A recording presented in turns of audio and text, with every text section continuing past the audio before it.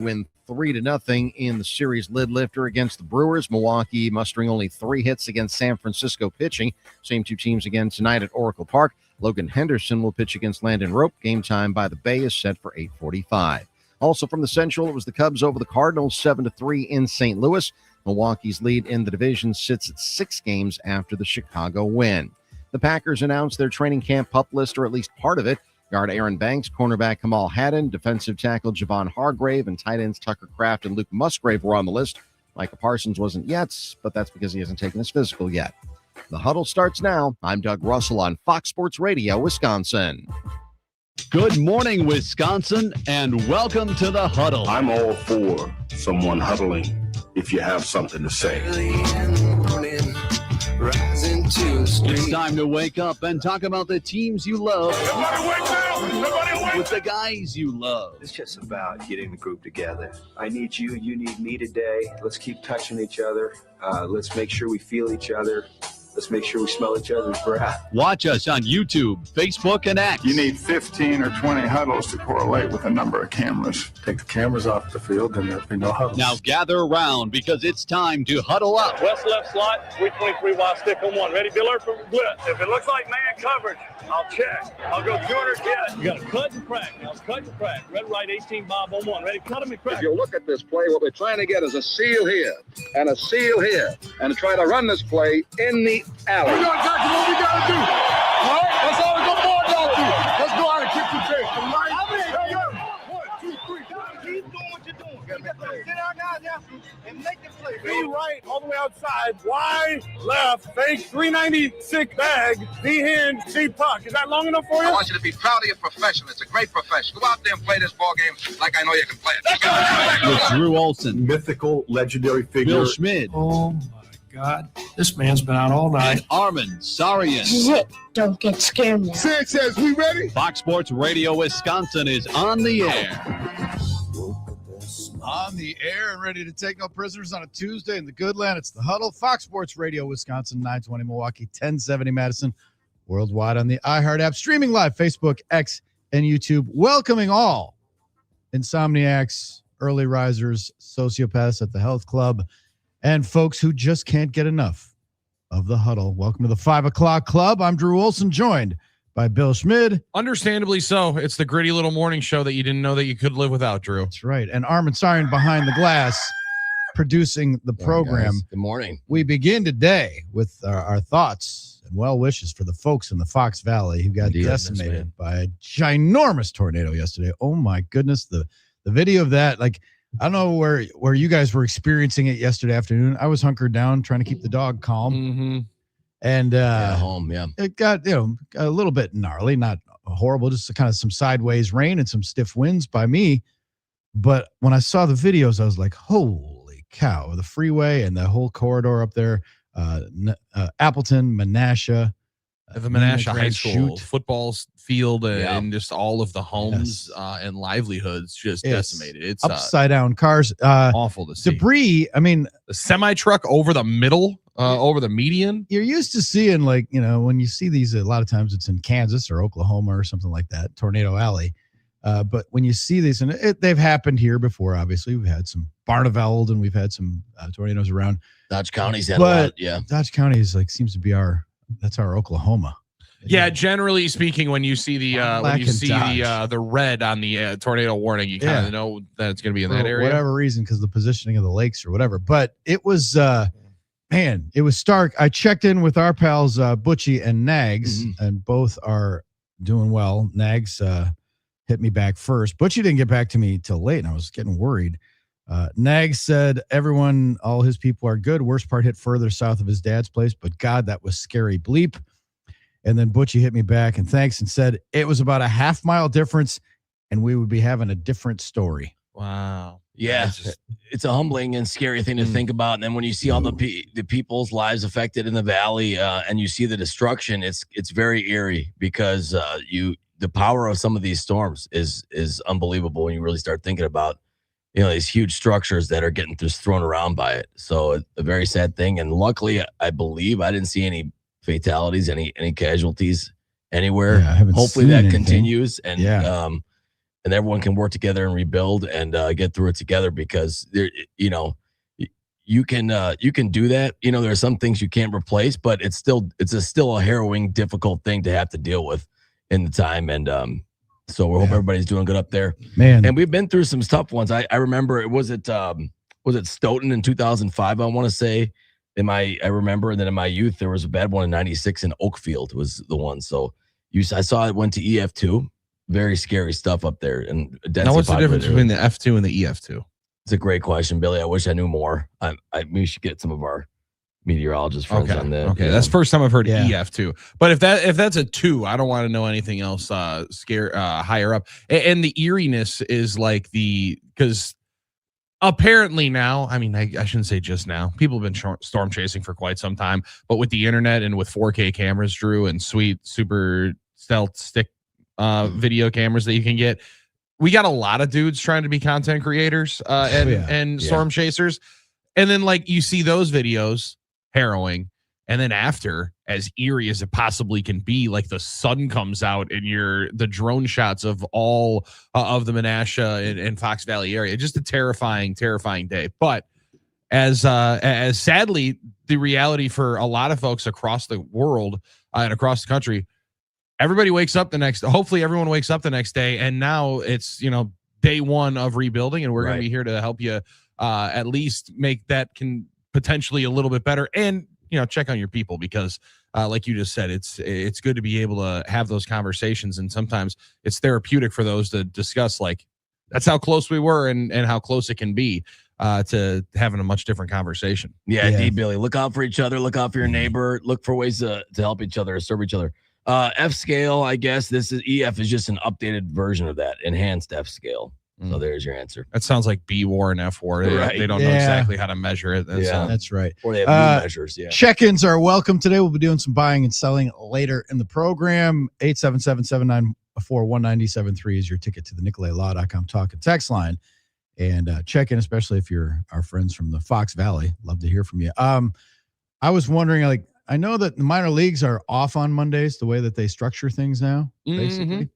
And the T-Rats play at home tonight, or are scheduled to play at home tonight. And I didn't see anything I didn't see anything about damage at the ballpark, but I didn't see anything updated, like from the T-Rats socials. Yeah, I haven't seen anything from there either. Hopefully it was a little bit of ways, but like I saw Kyle Malzahn, people trying to comment on his post when they had shown the pictures of the Menasha football field, and it's like, well, how about you talk about the lives in the homes that are also destroyed? That will be in the subsequent post, and all my thoughts and prayers are with everybody. But that's where sadly your head goes when you are a sports reporter and sports director for Channel 5 up there in the Valley, and it's one that you don't necessarily love to go back to, but it's where we traffic, and a lot of times you just wonder if that's going to happen. And I mean, I got a high school football hat on here today, Drew.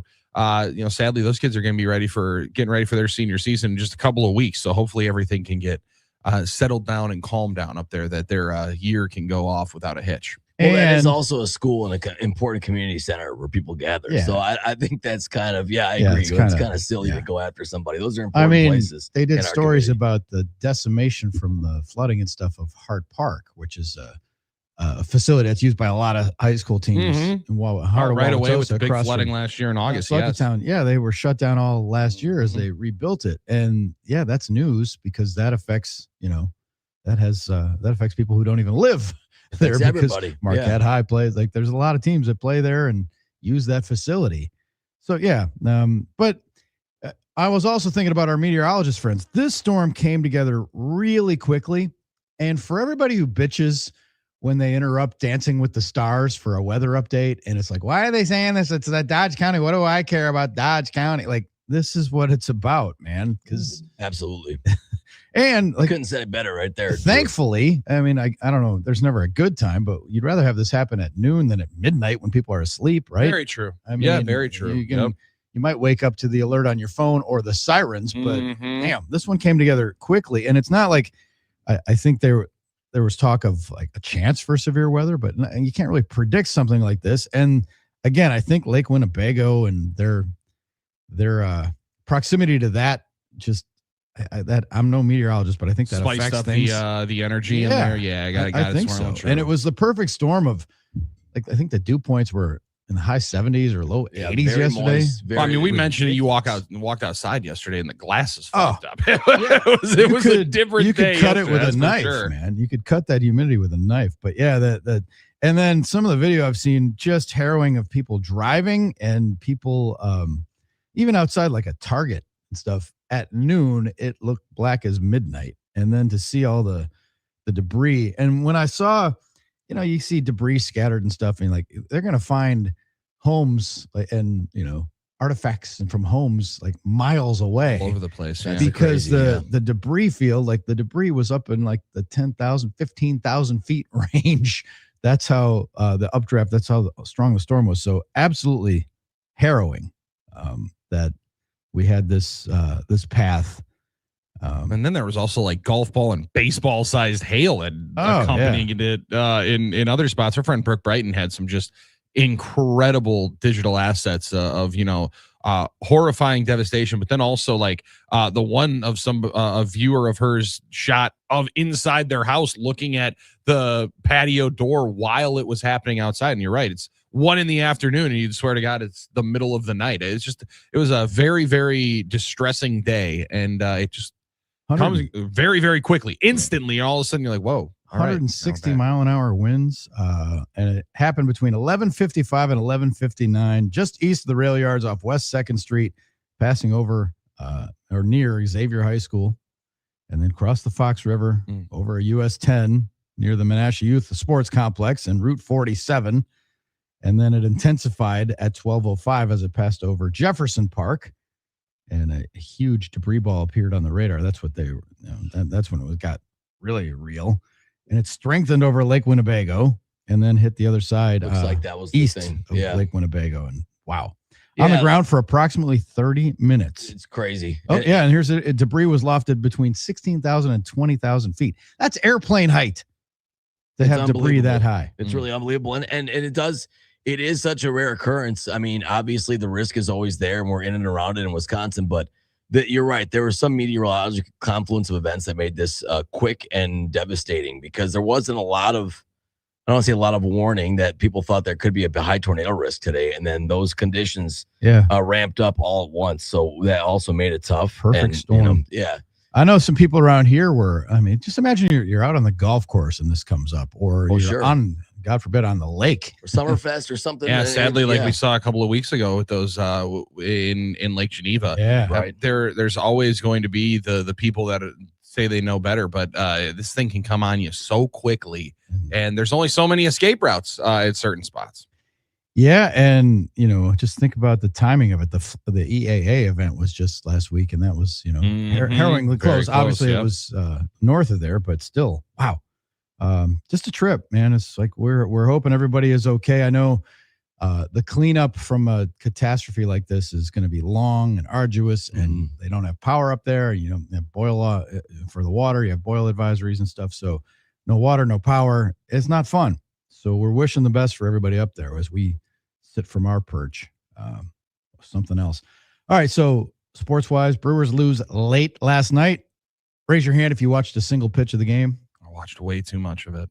I did not. Yeah, way too much, and not like there wasn't opportunity, and Brandon Sproat gave you every opportunity to be in there. But then all of a sudden, walking in with a 2-9 record and a +5 ERA, Tyler Mahle decides to have the best game of the year and scatter 3 hits and a 3-0 loss. That did make me wonder why I stayed up to watch a large majority of that game. However, it gets better coming up tonight. Gets better coming up here tonight at the 8:45 first pitch. Yeah, good call, Billy. I like that. Yeah, and some odd issues in the field. I mean, Jake Bauers had his issues in right last night. I don't know if any of those specifically came to bite them. I can't remember, but it was just one of those things. Todd Rosiak reported the Brewers had to wait in the tarmac 5 hours to get out of Milwaukee because they had to fix the plane or something with the charter. And Pat didn't want to use that as an excuse, but obviously when you're going west and you have a long trip and you're going to do that, maybe that had a factor with why the Brewers offense seemed to roll over a lot last night. Big league travel is about as good as it gets. Like when I was covering that team, I often had connecting flights and early arrival, early wake Weird ups times and stuff. They would have, they'd leave after the game, but once in a while they would hit the snafus and kind of be like the rest of us, kind of like traveling without your cell phone. Very quickly. Call back to yesterday's program. But so yeah, that was a factor. I'm sure flying west always is. There's an acclimation thing that goes on. Interesting though, watching Brandon Sproat, right? Because like on the one hand, he looked really good, and on the other hand, walked a bunch of guys. And I did see the highlight where they dropped a nuclear loosh on him. It's been a full on just. You've gotten the entire Brandon Sproat experience in his 4.5 months as a Brewer, because he has had all of the excitement, the energy, and the backing of the manager, front office, everybody at any given point in time when Sproats ran into rough patches said, you guys got to hold on here. Look at the talent here. Look at the way he's spinning this pill. I mean, he is throwing this thing all over the place. Great movement, great break on all of his pitches. He is going to be a big time, big league starter. And you're watching a lot of the results saying, I'm excited to see when that happens.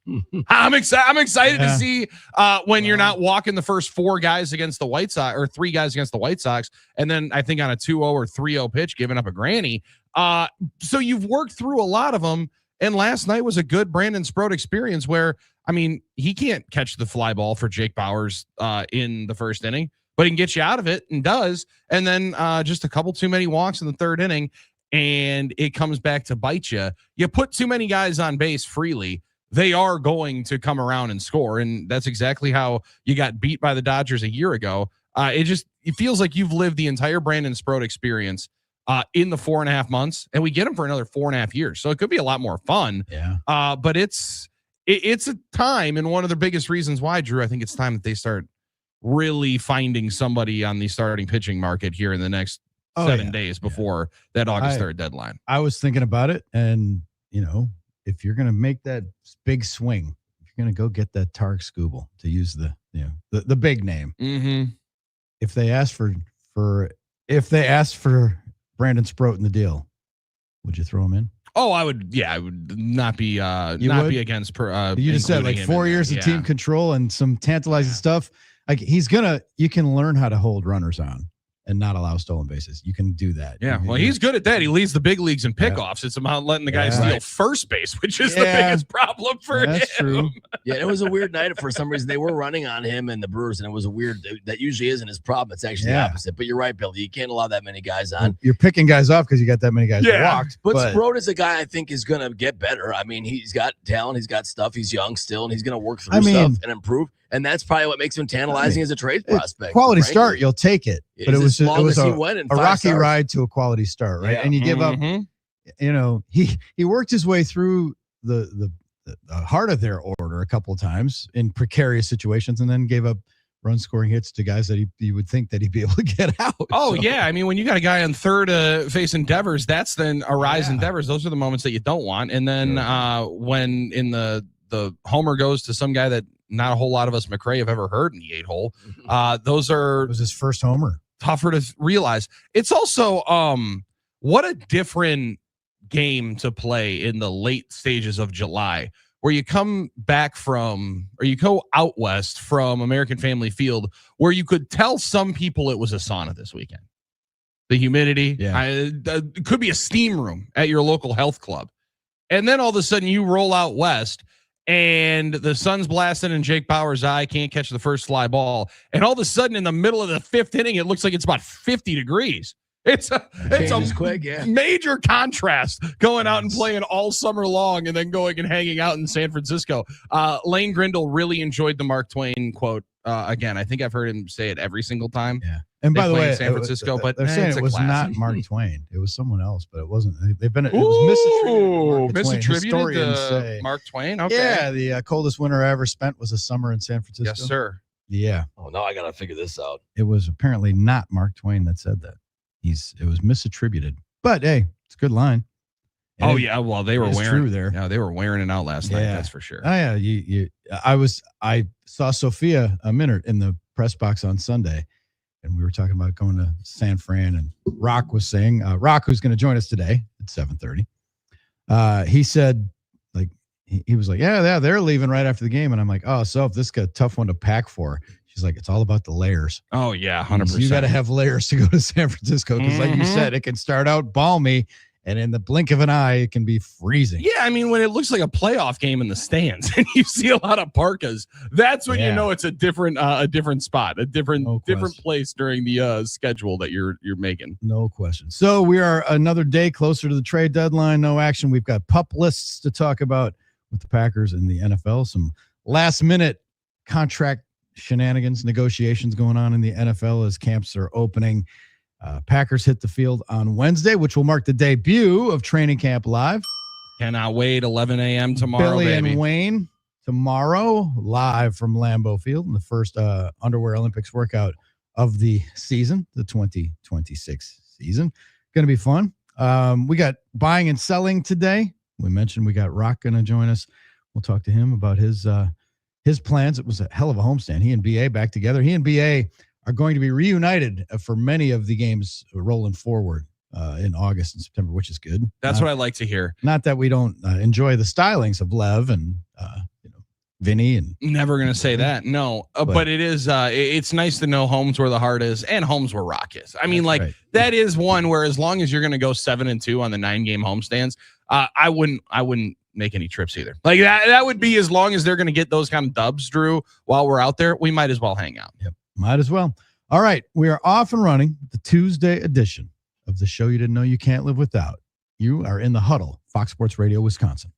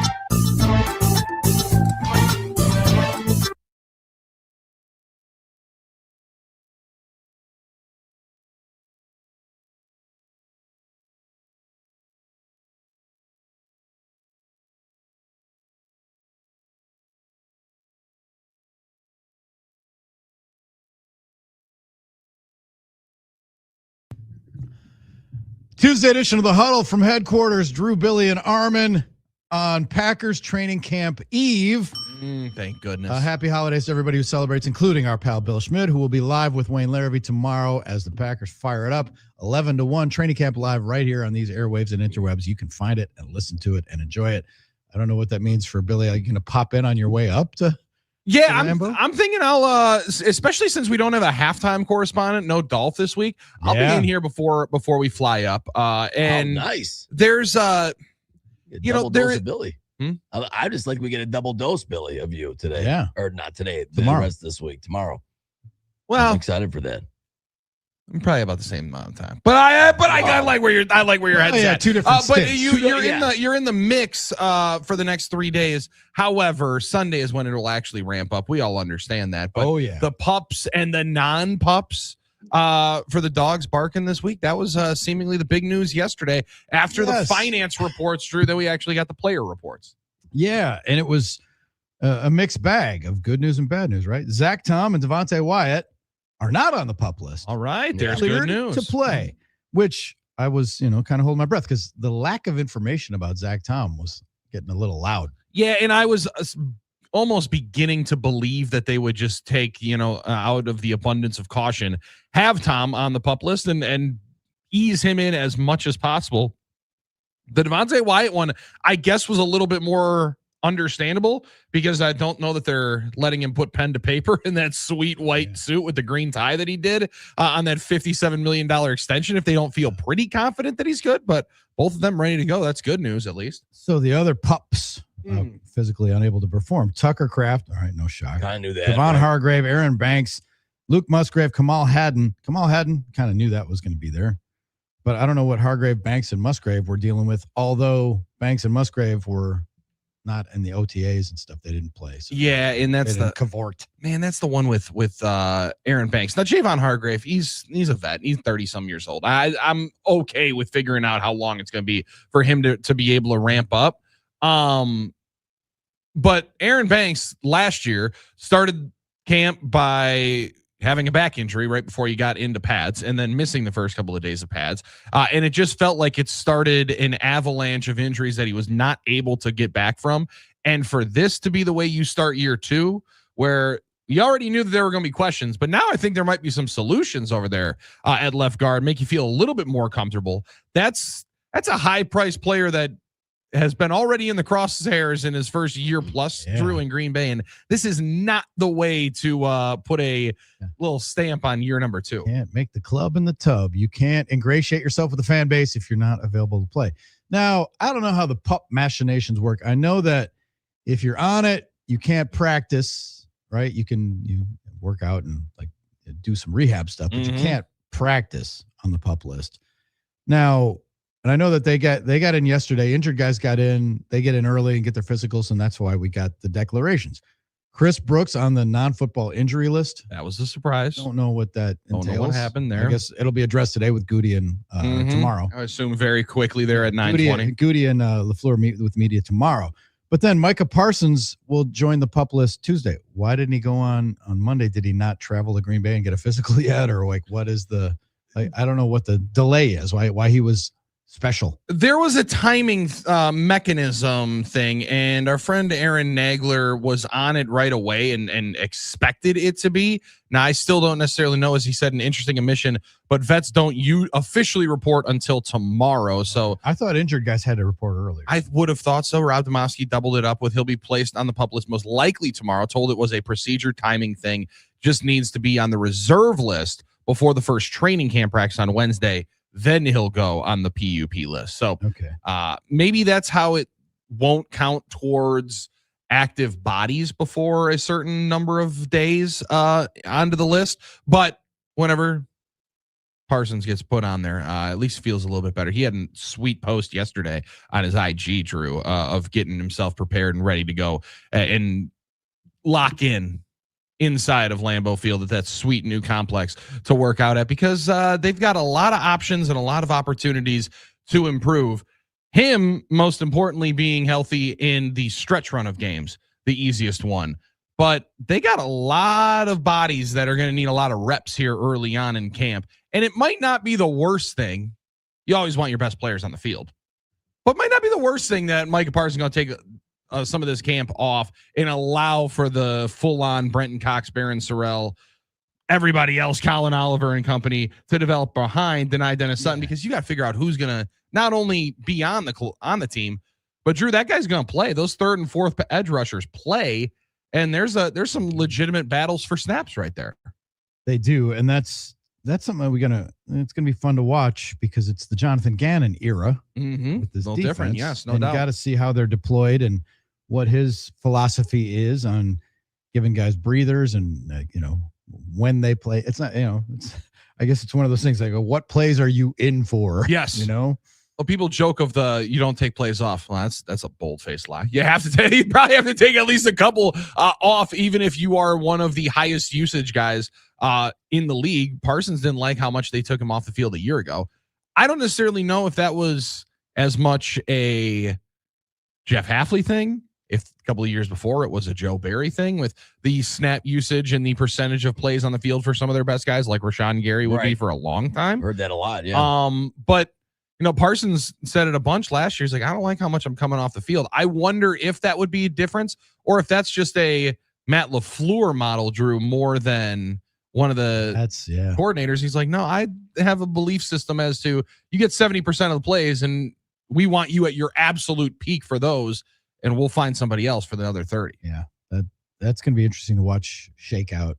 Yeah, their strategy always seems to be optimizing those guys, or at least what they believe that can be their ability by rotating them in, keeping them fresh. But, when you have a field tilter like Micah, you do feel probably inclined to get him on the field more if he wants to, Because the other thing is, nothing is promised. Injury rate's 100% in this league, so you want guys to play while they can, right? Now, of these guys, Micah Parsons will miss the first 4 games, right? That's pretty much a foregone conclusion. Yeah, absolutely. If not more. I think it's probably closer to 6, 8. But yeah, I think I got it circled right around the New England game is when he returns. Because we had thought it would be like Dallas and Chicago. Yeah, I think that's going to be a tough one. All right. Well, then the other guys, though, and like Musgrave's fighting for his job, his professional life, right? This is the year as a former second-round pick as to how long you're going to be able to be in here. When Devontae Wyatt gets the bag and he's available, that's a good sign to me, right? Because very much so. Yeah, no doubt. You would think maybe they would. They had an idea that he was going to be ready to roll. They had an idea, and he was ultra productive in the times that he was on the field again. Now, the tough thing is, Drew, with all the contracts that they doled out, Tucker Kraft is going to get one. We don't exactly know when. I would assume probably in the first couple of weeks of camp. Not a bad thing to hold one of those into the holster, Drew, and get a little morale boost there about 2.5 weeks before into camp. Get the tired legs loosened up. Tucker, bring everybody to dinner once that direct deposit hits. But you have locked up a lot of players that are all on the NFL all when healthy team. Right, like Christian Watson is first team all when healthy. Jaden Reed a year ago, the numbers that he's put up would put him into that category too. And Devontae Wyatt on the defensive side, especially last year, really came into his own, but then missed 7 to 8 games with an injury that is so freakish there in Detroit that it's not like you can put any kind of label on him for. But he was extremely competitive when on the field and next to Parsons. And he was also one of the guys that Micah continued to discuss throughout the year of this guy's a game changer. When he's on the field, we are a much different team. And I think next to Javon Hargrave, that's why if Hargrave, we don't get positive news on, Drew, within the next 2 weeks, I'll start to get more concerned. Mm-hmm. But 30 plus years old, those older legs, new system, let's get all the education on it. Then we'll hit the grass and make sure Javon Hargrave is ready for not only the full season, but the stretch run. So we got some time to ramp him up. But if I don't get better news here in the next couple of weeks, then I'll start to get a little bit more concerned. 877-794-1973. 5 o'clock clubbers checking in. Janny and Appleton. Come on now. Let's get some good news. We are so lucky. Major damage just about a mile from us. No power since noon yesterday. But in the big scheme of things, that's not as bad as it could be. Listen to the crew on the radio. Made it through the night without AC. Good to hear you. And Appleton. Good to hear you're okay, and hopefully getting through it. Troy, I know in the YouTube comments said talking about Menasha. I think he's up there. The football stadium got half the bleachers taken out, millions of damage. Looks like a movie scene here. From the 920, morning boys. I had a near miss with tornado. I filled vending machines, left Appleton 15 minutes before the tornado. Had to shelter in place with the employees at my next stop. They lost power. Scary stuff. Very scary when it comes upon you quick, indeed. Yeah. That can be a very harrowing thing. Yeah. A lot of people went through that last Boy, night. Red Hot Tim Knott, I was hunkered in the basement while working and ripping. Those skies were a nasty color of green. Yeah, it was just a precarious sky when that thing flared up there yesterday. I don't know that that's the right one. Nah, I missed it on that. I don't know. That's Ryan and Muskego, morning boys. 4 a.m. Blue Collar Club checking in. Hello, Ryan. Excited to get back to hearing LaFleur and Goody tell us absolutely nothing at their pressers. Hey, football is back, baby. Let's go. Now, Well, it was the shareholders meeting. It wasn't quite, the same, and that was the thing too with the weather. You were worried about everyone gathering at Lambeau for a little bit. That was a scary situation, but the shareholders meeting, I don't know if anybody was there yesterday. That's always sort of a rite of passage for a lot of Packers It was fans. covered. Yeah. First thing at camp. Yeah, and the other, the media starts with me thing, Drew. I'm very interested to see, will Matt LaFleur use that super sweet brand new media auditorium for the press availability before the games? That'd be interesting. Or mini camp, he was doing it outside right by the practice field. And I know the gaggle of reporters would not appreciate the outdoor event as much as probably the coach would. They can keep it a little bit shorter, keep it a little quicker, and then get yourself right onto the grass. I think the first one will be in the auditorium. The subsequent ones might be. I was gonna say. I think the welcome everybody. Look at our sweet new spot. Look at all this sweet new stuff. By the way, you're not seeing it for the next couple of weeks. We're gonna go outside. Yeah, I would think that's the way it'll. That's my money's on that. Is the new cliche of all cliches in the NFL or buzz terms? Alignment in college athletics. I think that's the number one. We got to have alignment. On the grass is a pretty hot one in the NFL when you get to training camp. We got to see what he looks like on the grass. Yep. Once we get on the grass, we'll really understand. You can't. We don't necessarily know what we have until we're on the grass. And then it's with pads. Yes. Well, once we get the pads on, then we can really discuss because we don't really do much hitting and stuff. Well, once we get to the exhibition games, right? The moving of the goalposts. It's just preseason. Then we get to absolutely. We'll have our all Oneida team, right? All practice team. Man, there'll be a lot of Ray Nitschke All-Stars that start flaring up, and I can't wait to be talking about them. Oh my gosh, I can't. You guys are going to be like cage beasts. You and Wayne, just like let them loose. I got all the gear ready yesterday and didn't even have to leave. See, you're ready. Sitting there it's waiting. Like Christmas morning for Billy getting ready. All right. Continue to hit us up. We love it. 877-794-1973. Thinking of everybody in the Fox Valley. Good to have Janny check in with us. If you listen to the program in that area of the state, we're thinking of you. I mean, the T-Rats tonight, I'm assuming the game is on. I'm assuming, I don't know. They haven't tweeted anything yet. Yeah. Haven't seen anything about that. And like Mile of Music and all the stuff that we love up in Appleton. I know that Nags tweeted out that Jim's bar had electricity and cold beer. So that's a winner right there. That's a winner happy. Right there. Motel Men coming up, I think, on Saturday night at Mile of Music. That's right. So we will we will soldier on today. Bill Schroeder is going to join us at 7:25 talking Brewers. A late night loss last night, 3-0. Get your mulligan out of the way and start your road trip. They do have an off day in between, right? They're off on Thursday. They're off on Thursday. One of their 6 to close the year. That's right. It's going to be. Got to maximize, and it's in Southern California. Nice day. It could be a lot worse ways to have a day off. Not going to be bad. You are in the Huddle, Fox Sports Radio, Wisconsin.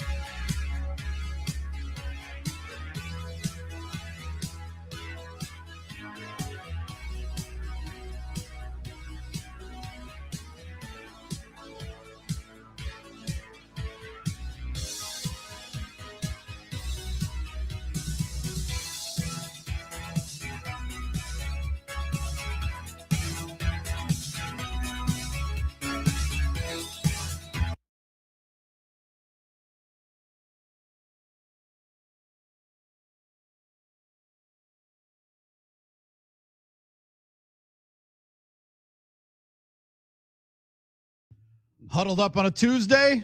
Drew, Billy, and Armen bringing it to you. This portion of the program brought to you by Game Day Men's Health. Check them out online if you've not done so already. What are you waiting for? Just click on over to GameDayMen'sHealth.com. Check the array of services that they offer for men. I think they'll probably be branching into women's products eventually, but that's smart. Yes. Add to the market. But right now, dudes, go there. GameDayMen'sHealth.com. Find a clinic near you. Sign up for a free no obligation consult, and they will walk you through the services and find out how they can change your life at GameDayMen'sHealth.com. Packers had their shareholders meeting yesterday amidst the before the storm, or Yeah, I think actually it was just able to clear just in time for them to be able to hit the field for that sweet finance report coming in from Ed Policy. The headlines I saw, Ed Policy. Now the numbers had leaked earlier and stuff from the fiscal report and all that, but the headlines I saw, Ed Policy reiterating they will never take the naming rights. I like that one. That was amazing. Yeah, that was a big moment. That was we'll a big name moment. urinals and naming rights to bathrooms. I think stadium before they gates, go with the full one. no Yes, problem. You can 100%. name the The actual field, sidewalks. I don't care. and we also hear that Bob Harlan's name will take its place up next to Ted Thompson's. Beautiful thing coming up That's gonna be sweet. on that Carolina Thursday night game. That is going to be phenomenal. Yep, well Deservedly deserved. so. Yeah, Absolutely. no question. And the impact he had on the organization. Whew.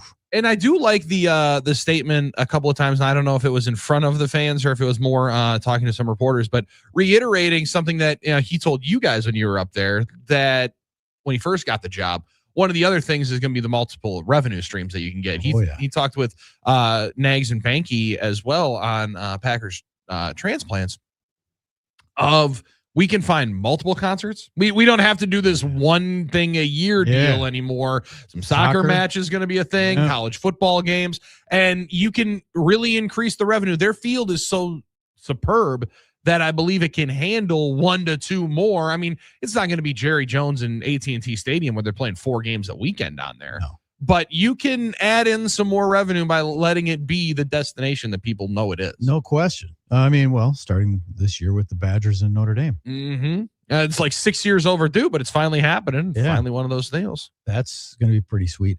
Also, and this was interesting, Packers going to be like, they haven't been on Hard Knocks, but they're going to be a documentary with Omaha Productions. Love I'm that. excited for that. Very excited. Yeah. Like, what Anytime is we get the that content? what's that going to look like? I wonder. That's a great question. I mean, the Peyton Manning style ones, the Omaha ones, have been in kind of a unique style. So I'm kind of curious to see what they focus on, how they kind of go about, telling the story and things like that. Will it be just about this team, an overview?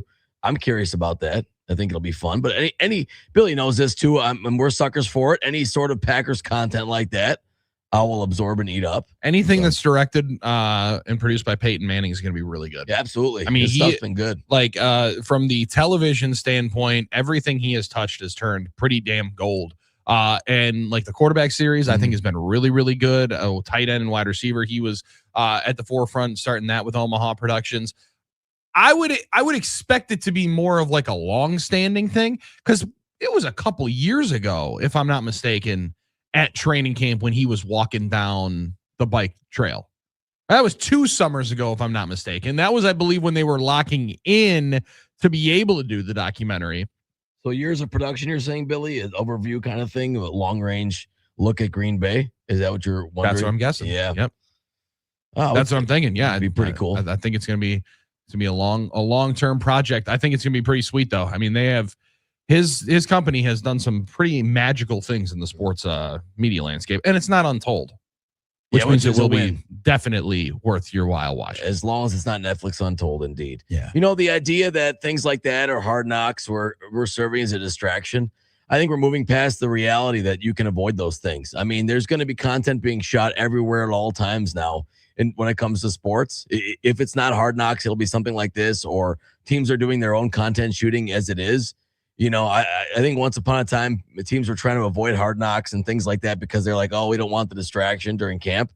I think the reality is that's just going to be part of sports everywhere. So I think we're kind of moving past that as a culture. Yeah. So this is a doc about like the history and stuff of the Packers. So it's the all encompassing, which is okay. So, but I still want to see some behind the scenes stuff. I wonder what the Packers have in the archives of stuff that we've never seen. Well, the closest thing we got was that one they produced during COVID? The kind of decades documentary that they produced. Cliff's book basically is the Bible. I was going to say that'll be 3-volume, everything there is to ever know about it. Yeah, it's a good question, Drew, because I would believe there's some stuff that you would think is pretty surprising. But to Armen's point, everything is so digitized now. There's so much that we have access to that it's hard to think that there's a ton that we don't. That being said, then all of a sudden I find a guy on YouTube that's got all the radio calls of the 96 season overlaid with the TV calls. There's always a chance for more content. I mean, people are always going to find a way to throw some more content out there. And this one would be one. Manning, though, to me, there's going to be a decent amount of Jordan Love. But this seems like history, and then there'll be one piece or one episode if this is episodic, which I would assume it's like five or six parts. Yeah, usually is these days. There will be one full part on all of the quarterback lineage. At least one part on simply Favre, Rodgers. 6-episode series, and like going back to the Lambeau days, and Lombardi could be its own, 1 or 2. And I'd be down if Peyton just narrated it. Now, I don't think he will. I think they'll find maybe Kevin Harlan narrated. Very well could be. Wayne Larrabee. Who knows? But I would be okay even if Peyton did it. That's going to be very, very fun to be able to watch. Is he going to do like tours walking around some of the houses around Lambeau, going to some of those Packer houses, or they're going to go to Vince Lombardi's old house, go in the basement where his bar was? They did that with Favre. Like, I wonder if he's going to do that whole bit where he's going to some parties before Packer games, some tailgates. I could see him doing some stuff like that. But see, it doesn't seem really like it's the Peyton's Places thing, like you're describing, which they've done now 3 or 4 seasons of. No, this is gonna be a story of the Green Bay Packers. It's gonna be really, really cool. Yeah, I have high hopes and higher revenue, more revenue streams. Yeah, that's gonna be the behind the scenes stuff, like wet the whistle, because again, there was stuff with Uke that I'd never seen, and like the. Right. In the Euchre documentary, which I highly recommend as well. People see it like out in theaters. Check your local listings and go see it. Yeah, and I mean, Drew, if you had some stuff that you hadn't seen, I mean, when Jeff and Lane were like, I'm surprised with some of the stuff that they even had in there while they were in the room while they're in the filming room when it happened. Yeah, that's that is one to know. They've got some stuff that's going to be pretty cool to be able to see as a Packers fan. I was told that the first edit of the film was 6 hours. Let's see it. They had to start cutting it down. They cut it down to 90 minutes. Can't even imagine what they left out. That's going to be an intense 90 minutes to witness today. Yeah. I think I'm going this morning. All right. Right after the show. So I'm excited. That 10:40, that's not a nap time. That is a viewing time. You're going to love it. You're going to love it. All right. 877-794-1973. We're going to do some buying and selling when we come back. Hit us with your propositions on the NicoletLaw.com talk and text line. You were in the Huddle, Fox Sports Radio, Wisconsin.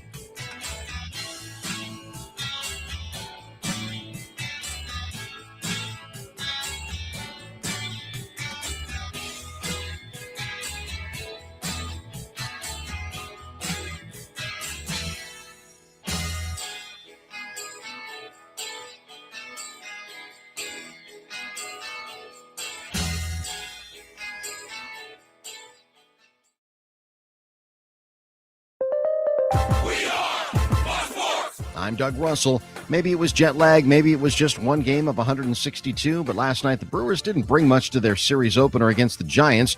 In the third, San Francisco got all the runs they would need.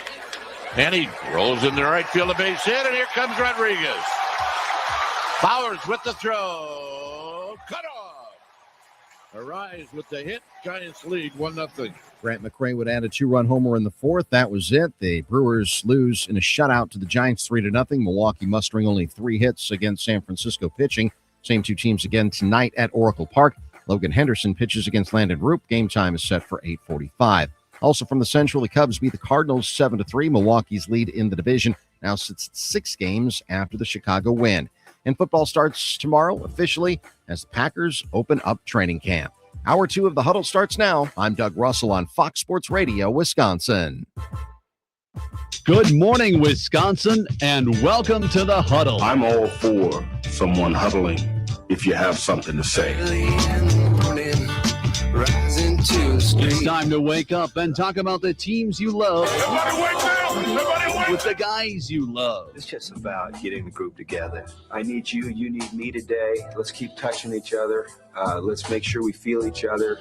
Let's make sure we smell each other's breath. Watch us on YouTube, Facebook, and X. You need 15 or 20 huddles to correlate with a number of cameras. Take the cameras off the field, then there'll be no huddles. Now gather around because it's time to huddle up. West left slot, 323 wide stick on one. Ready, be alert for blitz. If it looks like man coverage, I'll check. I'll go 200 get. You got to cut and crack. Now cut and crack. Red right 18 Bob on one. Ready, cut him and crack. If you look at this play, what we're trying to get is a seal here and a seal here and try to run this play in the alley. We got exactly what we got to do. All right? That's all the board got to do. Let's go out and kick the tape. All right? Hey, yo.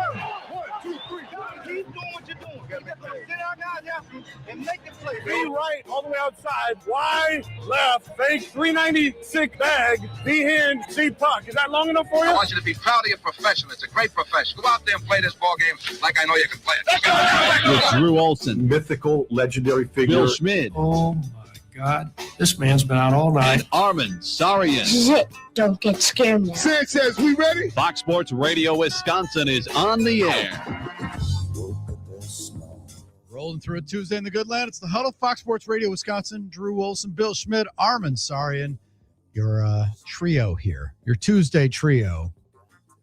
Enjoying a safe and quiet morning after an absolute hellscape in the Fox Valley yesterday. Again, thoughts are with everybody up there who was impacted by the storms. Oh, my goodness. The video was harrowing. I love watching the storm chaser videos, and yet I think that those people ought to find a different hobby. Yeah, Drew, that's a really good statement because I was in the same boat. I think I watched about 15 of them. Yep. So I probably fed into the algorithm, definitely fed into the algorithm and one of the main reasons why you're producing that kind of content. But it is like, dude, what thrill when my man's yelling, there's debris in the air, debris in the air. It's like Suzanne Walden, Roger Clemens is in George Steinbrenner's box. Right. And I'm like, this is you just gotta find something that gets you that excited that doesn't cause that much harm to an area. And that's what it is. I think, you can hear their heart beating almost when they start seeing one touchdown. It's there it is. We got it. Get the camera. And they start breathing hard. And it's like you said, Billy, it's like what things that give you that kind of rush. I understand that some people are thrill seekers. Maybe that's why some people like driving race cars and stuff. But that's just not for me, man. And you're right. Unfortunately, two things can be true. I'm part of the problem because I watch them all. So it's I'm a man in deep conflict. Buying or selling storm chasers. Buying or selling? Unfortunately, they buy. They're buying. That's a bad thing. I'm probably buying it because I'm probably watching more of it. I'm selling all of the activity as a human, but I do get the thrill of getting that big catch and being able to see something happen like that. I mean, I know the excitement when somebody grabs a 3rd and 12 catch over the middle and ducks it right underneath a safety to be able to lock in a first down and extend the drive into the red zone. But I'll be there. I'll be watching more of them. Is it just me though, Drew? Or are there way more? Are there way more storm chasers now than there ever was? Everybody's got a camera, so potentially everybody's now a storm chaser if you happen to be in the area. I mean, you don't even have to chase it. Even Barstool's got guys out there trying to chase storms down there in Illinois now that they got a Midwest office. There's more. I mean, there's more of every hobby because it's more visible, and if it's more visible, therefore is the market for it. And there's a market, therefore there's people trying to fill it. That's just the reality of it. It does definitely seem that way.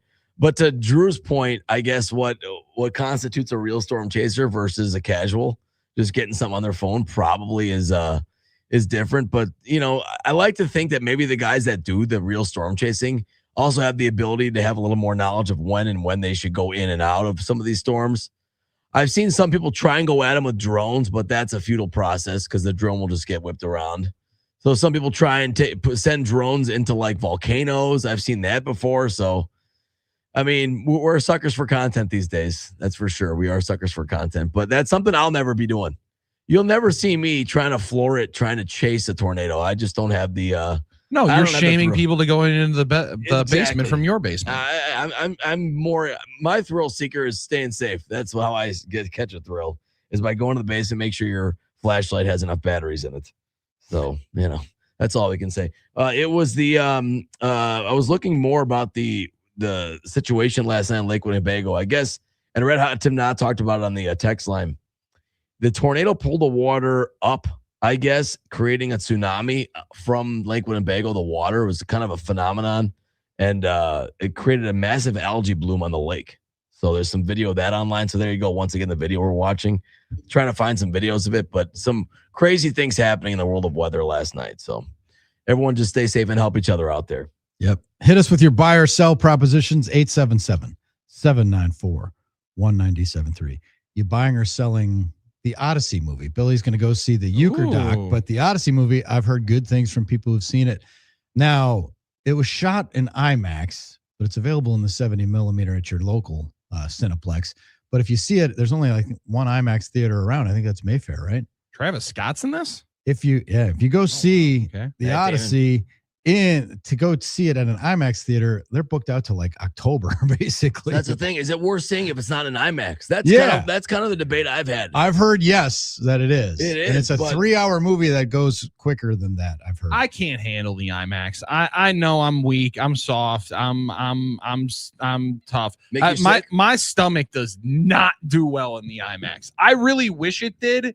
Now, granted, it was mostly also when I was the 5th and 6th grade youth going to the museum IMAX, and then that trip around the world that spins you around a little bit. But this would be intense enough, Drew, I think, on the regular movie screen, that I don't necessarily need this thing in full panoramic to get the full glimpse as to what you're seeing. That I might need somebody to help me up out of that spot for. Yeah, this is we might have to talk to Matt Miller about this, find out what he has to say. Yeah, I want his opinion on it, because I'm curious about, like, is it worth watching? Also, how many people, because it's like, it's a big deal. And I know we did talk to Matt a couple weeks ago, but it's like, this movie's a big deal. It's one of the big ones of the summer. And how many people like feel obligated to see it, even though they have no interest in ancient Greek literature? Like, how many people are just not afraid to admit that to themselves, that they're going to be bored watching the thing? Now, I guess it's filmed like in a fantasy action kind of thing, so it might be a totally different adaptation of the Homer's poem there, but I'm not really sure. I'm curious to know how many people are not willing to admit they'll be bored watching it. I mean, it's like going back. I have to go back to history class. Like, how many people are going to say that? But we'll see. I don't know if I'll. That was the main reason why I didn't get into Game of Thrones, because I wasn't good enough at watching television and keeping notes and figuring out who was with who and where belonged to what spot. Rough. But this is going to be this is an intense production. 2 weekends globally, it's grossed $652 million. Goodness gracious! I mean, the buzz has been incredible for it, so it's definitely wait till Oscar season. Yeah, good God, that's going to be epic. So I don't go to movies. I go to games and I watch games, and I don't go to a lot of movies. However, I did enjoy the Euchre documentary, and I will probably go see the Odyssey. See, now I got and not because of the film was so exquisitely done. When I got to go see a Road at Night, the Howard Moore documentary in theater. It also, though, Drew, was the moment when I went back into a theater for probably the first time in over a decade. Wow. The theaters in a decade have gone to a different level. It is, you want to talk about getting an itch. You go and watch a movie in a theater, especially when you have 2 kids, and you can't watch anything without there being some kind of need for a snack and or screaming in your ear through. Yeah, it set a tone. It made me think that I might have to go watch some more movies in the theaters. This was completely off of my radar, but knowing that it's 3 hours and I could enjoy the comfy seats for that long, I might see if they can make it 6.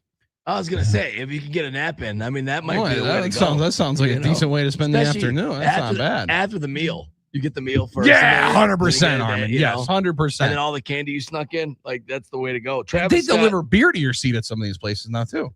See, now that's the thing. If you want to get game over, you got to be careful. I mean, if you start drinking, that's amazing. Because if you start drinking at the movie, then when they started putting bartenders in at movie theaters, I should have been there a lot sooner. Oh, right. But the problem is, then for me, it's like I got to start commenting and talking about it.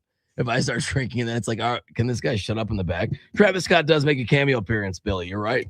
How about that? So, you can watch for that one, and it's in the 3-hour masterpiece. 2 hour 53 minutes. Goodness where it feels like there's a substitute teacher in class. It's film strip time. We're watching Greek literature movie. Here's another one for you. Buying or selling the notion, the act of attending high school reunions. Oh, I'm all over that. But they don't occur anymore. We've touched on this. I ran into a bunch of guys on Saturday night who had been at their high school reunion. How old were these It was guys? a Marquette High reunion. Oh, that's different. No, it's different. Okay. Marquette High's different. That's a brotherhood there. Yeah. They want to go back and hang out. So they were hanging out, and a bunch of them were hanging out. I mean, a bunch of guys that I knew and used to play hoops against. So. Oh, I like that. My school doesn't have reunions. I mean, we tried a 10-year. It was poorly attended. I tried to help organize. With the 20 is come and gone. No one's organized. We've heard. Well, 25th is really the one you go for at that point, right? Whatever. I'll take 27. If people will go, I'll take 32. It doesn't have to be a round number. But the reality is, I just don't think people go anymore. Now, my mom is about to attend her 55th reunion, I want to say. Yes, 55th high school reunion. So I remember my grandma had a 60 and a 65, and that was pretty cool. It's a bygone era, man. It's a bygone. People used to not see each other and then look forward to seeing each other. And now we do see each other on the internet, and we don't look forward to it. Well, some people don't. That's kind of sad, you know? Yeah, my 10-year reunion came up a couple of years ago, and the Facebook invite came out, and the Facebook group was made. And, man, poor Lizzie was sending in messages to that thing every single day. Trying, right? Trying. You to got get to people in appreciate there. that, you know? Come on. I don't know if anyone went. But it is tough, though, because you see a lot more. You understand a lot more of what people are doing. And even though you may not see them in the flesh, you feel like you have seen them grow up and continue to live life and have their families flourish and continue to grow. So I don't think that they're unnecessary, but they're definitely going by the wayside. No, you're absolutely It's right. a lot easier to say. I'm actually going to see the people that I really wanted to see from high school, because I'm going to see them a lot instead of just randomly go and see Joe, who I haven't talked to in 25 years, and have that awkward 5 questions of, what's up? How you doing these hey, days? So where are you living nowadays? Yeah. So what have you been doing? Yeah, what do you do? But that's exactly You like right. that? Yeah, because you can get that information now at a click of a button on their social media page. And not have to talk to anyone. And not have to talk to anybody, which is what most people honestly One of don't the want guys to I do. ran into did say like he people only was smoke. made a beeline to get. He basically Irish exited the gatherings to not have those conversations with people that he doesn't really remember or know and never. I never talked to you in high school. Why would I talk to you 25 years later? And I understand that. Like some people are not in small talk. They don't like that. And I'm kind of been the opposite always, so it's hard for me to empathize. But as I've had to do that, like I've had to understand that some people are introverts. They don't like that type of social gathering, or they don't enjoy it, or it sucks up their energy. And some of us, it fuels us. So I get that everyone's different, and I've had to understand that. You know, Laura's a little bit like that, but it's hard still for me to not wish that I could have been born in an era where the high school reunions were still a big deal, because I used to love the idea of high school reunion, guys. It was just like you were excited. You loved high school. Yeah, there it is. I did. I liked it. I liked being around people, my friends, and hanging out and like going to school. I don't know. It was just part of it. You know, I wasn't gonna miss a JV football game, Billy. Like if I knew one of my friends or someone I knew, I mean, obviously football, but even JV, I'll go to any events. That was my thing. So it was just the way. Now everyone's different. I'm not saying everyone has to be that way, but all right, it would be pretty cool if we couple had more 60. for you. You're buying or selling that Jamal Adams is the new. What was the kid's name? Harrison Smith. He's been a good safety though. Man, he just hired gun, and he moved to linebacker a year ago and actually put up some pretty decent numbers for him to be able to continue to play. He's a good fit in that system, Drew. He's going to be able to blitz a ton with Flores. You almost forget that they kept him last year. Flores' name was so hot buried in head coaching circles. He interviewed with everybody, and then again doesn't get a job. Might be tough to get one when you're suing the league. Not saying don't speak your truth and go after what you want. I will say it'd probably be hard to get a head coaching job when you're suing 32 owners, but they're a unique case. I mean, we were talking to Wayne on Friday when you were out, Drew. It's hard to say they don't have the best position group players in the division.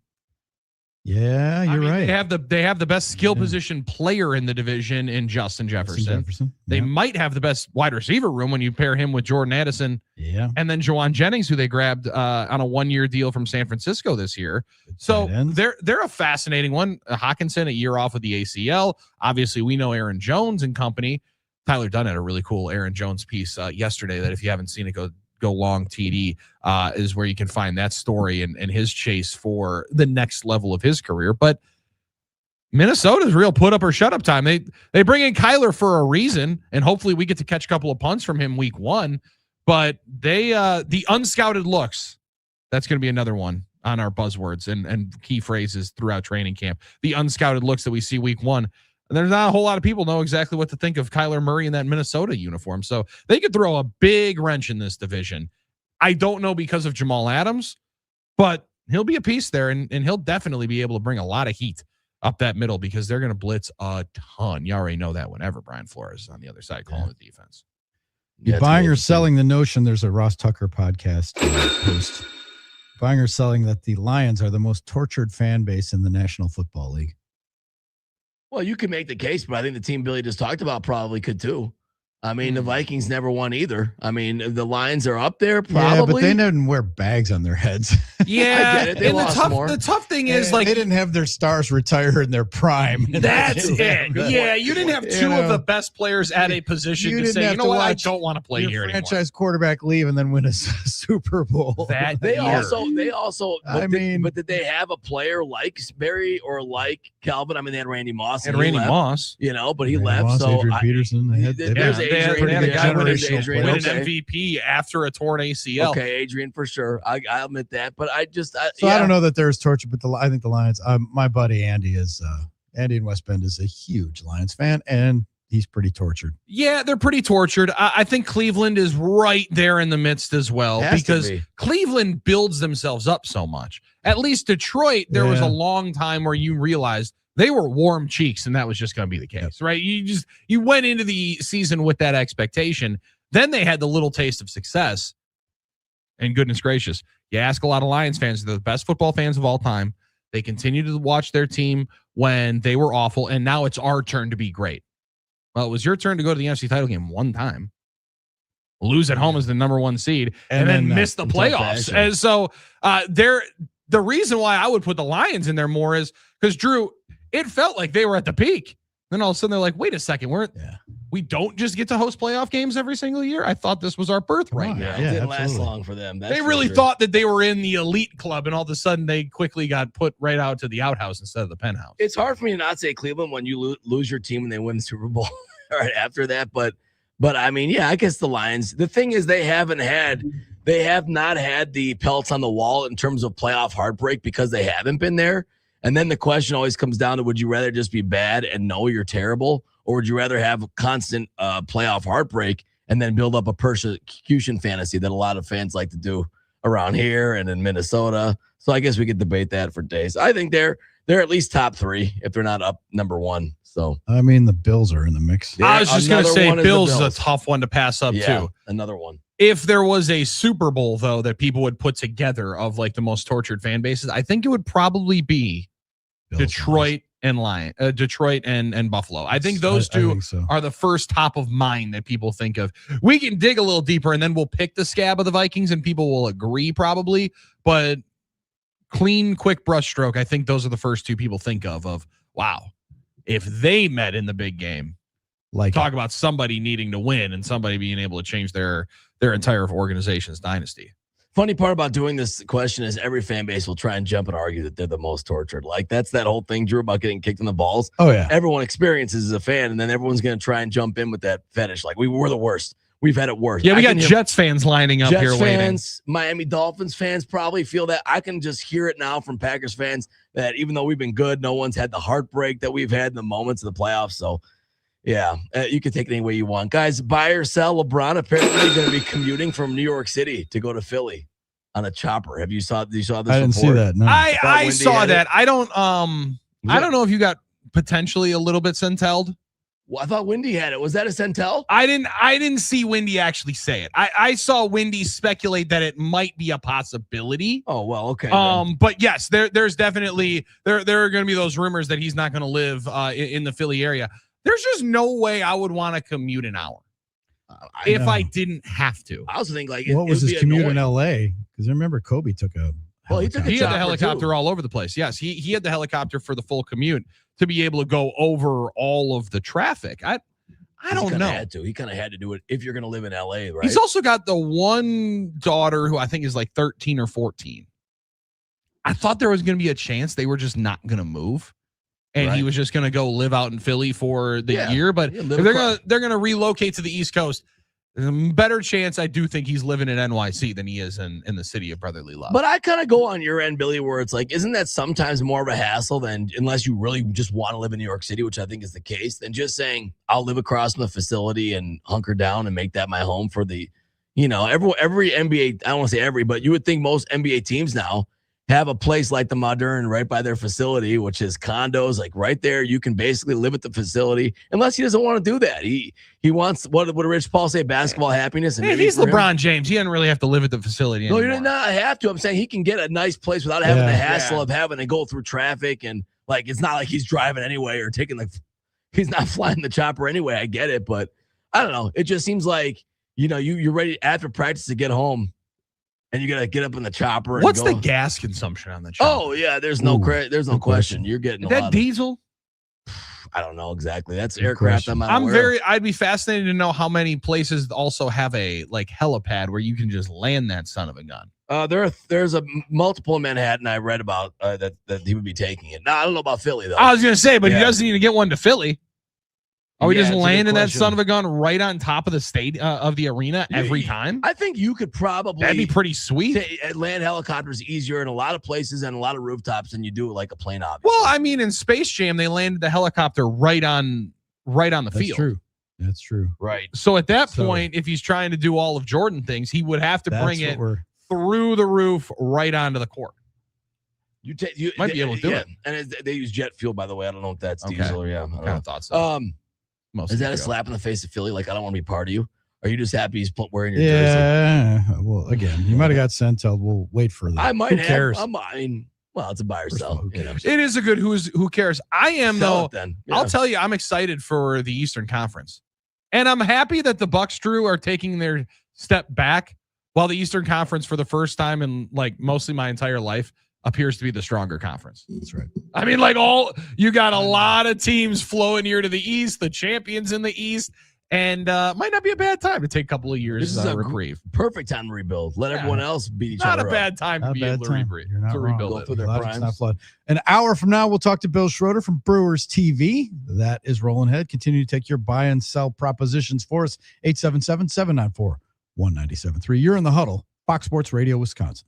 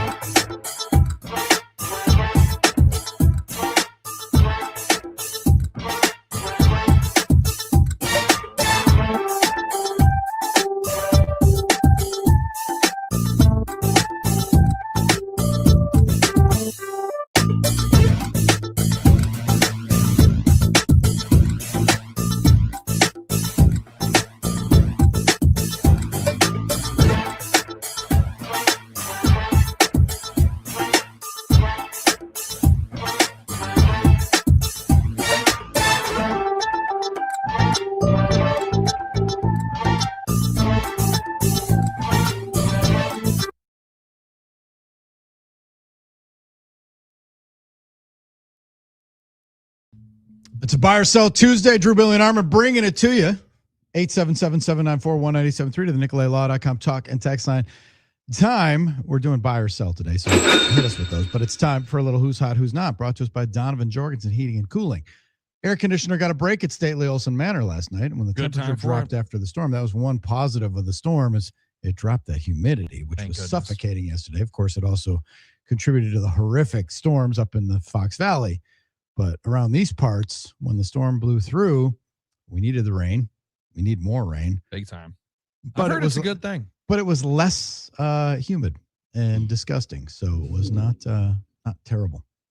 No, it could have been a lot worse. That's for sure. Donovan Jorgensen, get that air conditioner tuned up if you, if it needs help. A lot of people are without power, which really brings home the importance of air conditioning in hot weather. But, they're your experts, 40 years employee-owned, Donovan Jorgensen. Billy, who do you got for Who's Hot, Who's Not? How about in the hot category? Let's put the Houston Astros. They were down 4-0 last night. Quickly came back 1-6-4. Cubbies win in St. Louis 7-3 final there in the first of a 4-game set. Now, that ends up being a hot 4-game set for the playoffs because the Cardinals are in the not category of Who's Hot, Who's Not.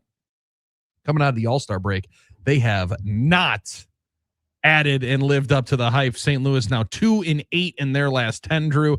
They were holding one of those final wild card spots. They've now handed them over to the Pittsburgh Pirates and a team that got a loss last night to that Pirates team, but a battle for one of those spots, the Arizona Diamondbacks. A couple of months ago, it seemed like people wanted to trade Nolan Arenado, wanted to trade a lot of pieces off that Diamondbacks team. Well, they're getting healthier, and right now they're 3 games over 500, trying to find themselves back into the race and back into the dance because they've got Zach Gallen throwing now.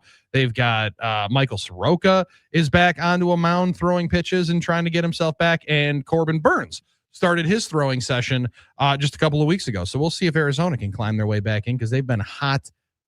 Just not last night when they lose 3-2 in extra innings to the Pittsburgh Pirates. They've got the cloud of the Ketel Marte, right? In Arizona. That's for sure, yeah. Following the Diamondbacks and scrubbing his account. Oh, I have not. I have missed the Ketel Marte that? Yeah, Ketel Marte. Really, I missed all this. Yeah, he's unfollowed everything Diamondbacks and scrubbed his account. And okay, well, there we go. One of those deals. There we go. That's how you trade somebody in 2026. And also hot, Vita Vea. He's hot with his contract extension and the lack thereof with the Tampa Bay Buccaneers. He has demanded a trade. Similarly to the audio clip that I saw a couple of days ago, or yesterday, I should say, of Devontae Adams talking to Unk, sitting down with Shannon Sharp, discussing his exit from Green Bay, and said that, he had to plug his ears when the last number came in from the Green Bay Packers. He was already gone. He had already said, I would like to go somewhere else. You guys disrespected me, I feel like, with the contract extension and conversation, the lack thereof, early. Then right after the year, he said he didn't hear anything. And then when all of a sudden they came back with the big number, he said, I had to plug my ears. So I didn't say, well, I think we could still be friends. If that's the number, we could still be friends. Devontae Adams was very much done in Green Bay, according to that audio clip. Sounds like Vita Vea. Since they're not going to bring him the bag there in Tampa after his 8 years of service, Drew, he wants to go out west. Vita Vea, hot, because he is a phenomenal player. Final one in the hot category. It was not because of any pictures that were taken of any beautiful Arizona resorts, but yesterday, Mike Vrabel was hot. He was ticked. This new guy, A.J. Brown, as he couldn't corral the first pass of training camp from quarterback Drake May, Mike Vrabel lit him up during the team meeting.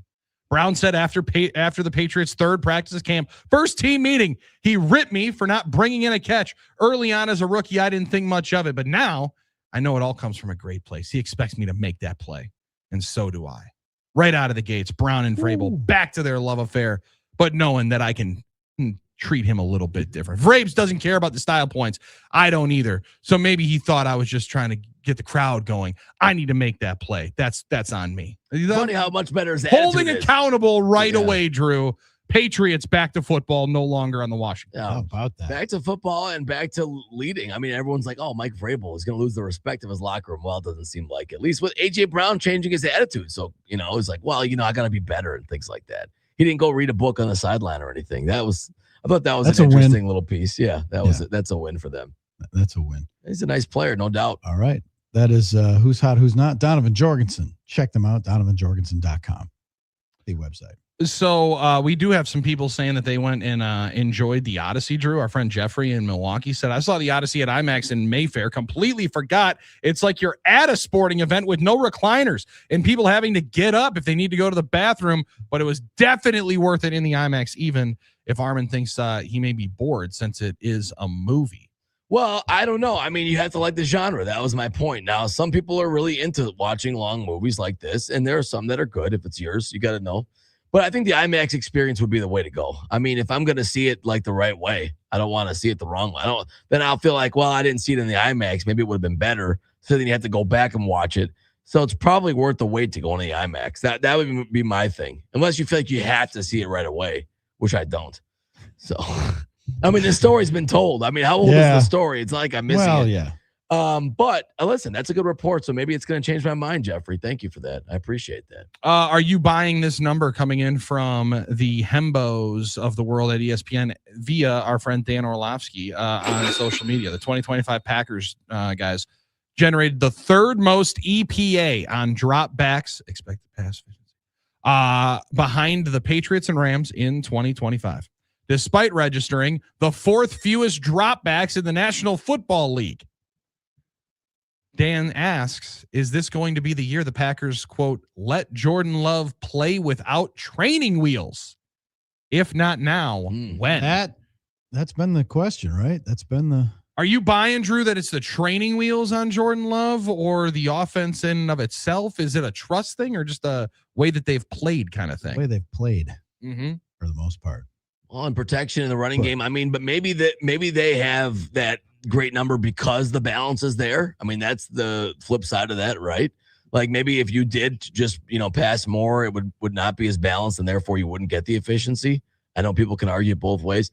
I've long believed that Jordan Love is better than people give him credit for. He produces more because it's not flashy. People don't look at it. The Packers also have like a high percentage of kind of explosive plays on third down, especially third and long. They were conversions of third and long. Yeah, and they were also the highest conversion team on third down for a majority of the year last year.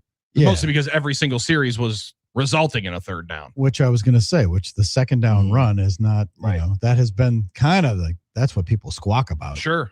Yeah, and I mean, that's where they're saying turn Jordan loose. I struggle with the when we start putting expected stuff on here, that feels to me like the shot quality chart in basketball. I don't care how good the shots were. I care about the ones that go in. Right? Like I don't care how good they looked on paper. I'd like to know if they go in or not. The expected points added in the EPA, people love it. People love the numbers, and there's always a way to try to gauge any little bit of efficiency and opportunity. But I like the sheer counting numbers. I might be a little simple in that camp, Drew. That's where, for Jordan in 2026, as simple as it can sound, you got to be throwing for closer to 4,000 yards if people are going to put you into these conversations for MVPs and all pros and Pro Bowls. And I think some of it comes, yes, with them giving them more opportunities, but also, not always just you check into the right play, no doubt about it.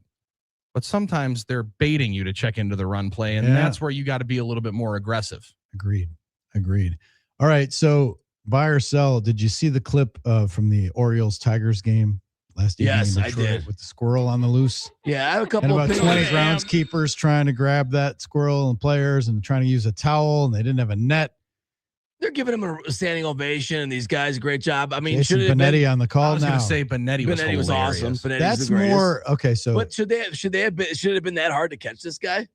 Well, you try catching a squirrel. Okay, what are you talking about? Okay, me, but 12 guys, 12 or 15 guys. It doesn't matter, man. I think I could do better than throwing a for dry its life. towel on it.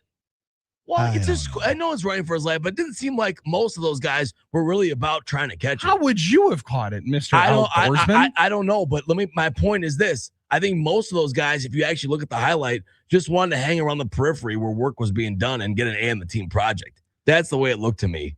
Just my opinion. Yeah, but I mean, what are you going to do? Shove somebody out of the way if they're in position? Like the squirrel's moving. You do it like the border collies do, where they surround the ducks. Like you just got to surround the thing. Maybe you have more than one dry towel. Hold on.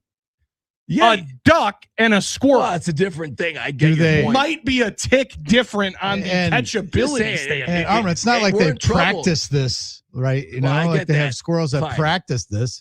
I've just seen All right. enough highlights of guys picking up birds in the out. Now, it's not The a bird. scoop with the baseball almost looked like he was playing We had- hacky sack at that point. There was a guy on Sunday that ran on the field at American Family Field. He sprinted all the way like across the outfield During the Lion Cam. and and one of the red shirts seemed to pull a hamstring in pursuit. They didn't want the smoke, man. He pulled a hamstring, and the guy made it all the way across, and then the guy just took a dive and just took a swan dive and just like laid there and waited for him. He surrendered. He didn't try to keep juking or try to escape via the stands and everything. That's one of the tough things because at some point you are going to get tired. Oh yeah. At some point you are going to gas. get tired. You don't have that kind of unlimited gas to be able to continue to roll through that 'cause way. The guy ran about 80 yards. Yeah. You know. It's great for that first few seconds, and then it's like it's gonna be over. That moment of freedom when you're running across that grass. But it's like I would rather watch a squirrel elude ushers and groundskeepers than a fan.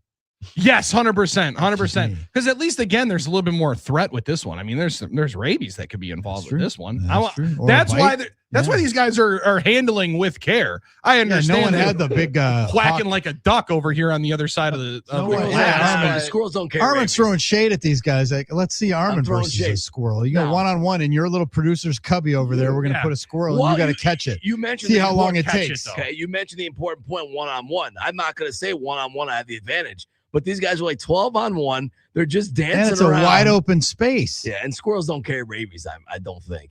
I mean, they're very with rarely. that attitude, they could bite very rarely. Oh, they could bite. Definitely bite. If you're worried about a squirrel biting you, you shouldn't be on the grounds crew. That's all there is to it. What? What They cut the mean? grass. There's many They're more. not wildlife experts. They're not Jack Hanna.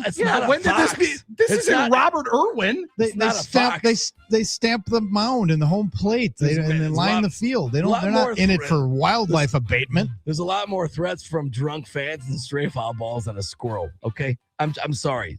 You are unbelievable. This is one of I don't think I am. If you look at the video, most of those guys weren't doing anything to actually help catch the thing. It was But again, I've asked, what else are they supposed to do? And instead, all you've said is, well, do it like somebody else catching another animal. I think they should do more than just look like 15 3-year-olds chasing a soccer ball at soccer practice. That's what it looked like to me. Do more. What do you All mean? right. Well, maybe you're crazy. Maybe more than one towel. I don't really know. There's like 7 of them out there. Just grab the thing. They're trying. Just grab the thing. And I was unimpressed by the video, and I remain Armen, unimpressed. and I mean this with the sweetest and most sincerity possible. Thank you. You might be the least athletic guy that would have been out there trying to catch that squirrel. I admit that. I don't know why you're talking smack about it. You wouldn't have done a damn thing. You would have been standing out there cowering in fear that thing could have bit you. I guess I just expect more from that group. Like, if you're doing that, go sell season tickets in a cubicle. Like, if that's your strength.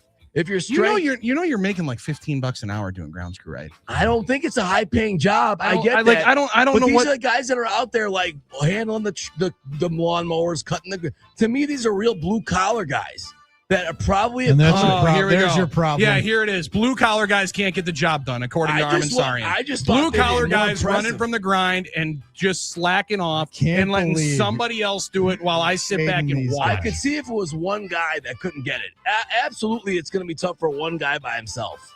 But you got a whole group like that. I mean, Oh my goodness. corral the thing a Oh little my bit. goodness. This is like that. This has Worst got to be a take bit. of the week. This has got to be a bit. No, We'll I'm not buying it. I'm not buying it. 877-794-1973. Let's chance. post the videos. People know what we're talking about. You're in the huddle. Fox Sports throw it Radio, up. Wisconsin.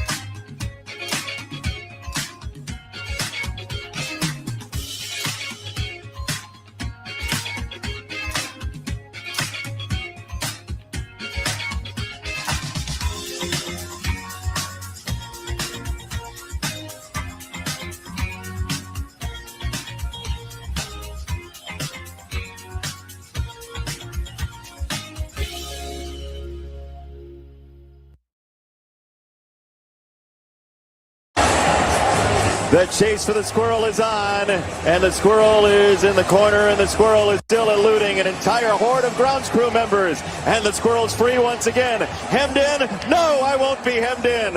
I have freedom on my mind. Trying to go between the legs, and eventually he gets away again and hops through the towel and hops through another towel. That's Jason Benetti, the voice of the Tigers, calling the action as a squirrel eluded groundskeepers last night at Comerica Park. I have freedom on my mind. Follow me to freedom is the Charlie Steiner bit was. That's back right. in the day. From that commercial. It was a great From the commercial. ESPN commercial.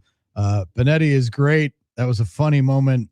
And Armen's take that the groundskeepers were somehow deficient and lacked technique and should have been able to corral the squirrel more quickly is completely flawed in my humble estimation. And it's called fake hustle. While you got 12 guys trying to figure out where do I run to? How do I figure out where this is going? While we have the doors wide open and we're trying to humanely lead this squirrel back to its home, which is not on the field of play. Well, maybe that was like they were just trying to push it out the door. Maybe I've seen double-digit security guys chase humans that are drunk and not have less success than these guys and run into each other. Well, yeah, but those are humans. No, yeah, but those are humans. Like they're humans less, are easier to catch. Yeah, they're much bigger mass, Armen, than a tiny squirrel. Remember the scene in Rocky 2 when he's chasing chickens? Right, the chickens. I understand that. Squirrels are faster and more elusive than a chicken. Yeah. I just feel like if you have that many people, you should be able to get it,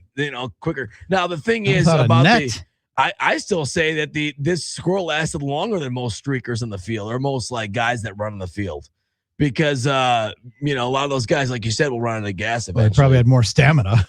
And a lot of that's exactly true. Yes. And most of the people that run on the field are drunk and doing it on a dare. Right. And they already know. So they're trying already to figure out how they're going to impaired. pay the $1,500 more than anything. 877-794-1973. Armen, I think you're going to take some L's on this. I mean, Bill Miller even asked the crowd, the home plate umpire asked the crowd for a round of applause. I did see that. For the battle that they just went through trying to corral this thing. I like our friend Derek in Whitewater right away. That squirrel jumps on your face, it's going to do some damage. I can have a squirrel there tomorrow morning. Let's see you catch it. What squirrel's jumping on your face? Has that ever been a risk for anybody? Like, Derek, have you ever been outside? Like, Derek sounds like a guy that's never been outside at all if he was worried about a squirrel jumping on his face. Have you ever been worried about a squirrel jumping on your face? What a weird. Doesn't that sound weird to you? When the squirrel is flying out of the glove, it's definitely a possibility. I don't think that a squirrel is also jumping you on asking face. if people spend time outside while these guys probably work outside is rich. But that's my point. These guys do work outside. I agreed with that. That's why I just expected more, I guess.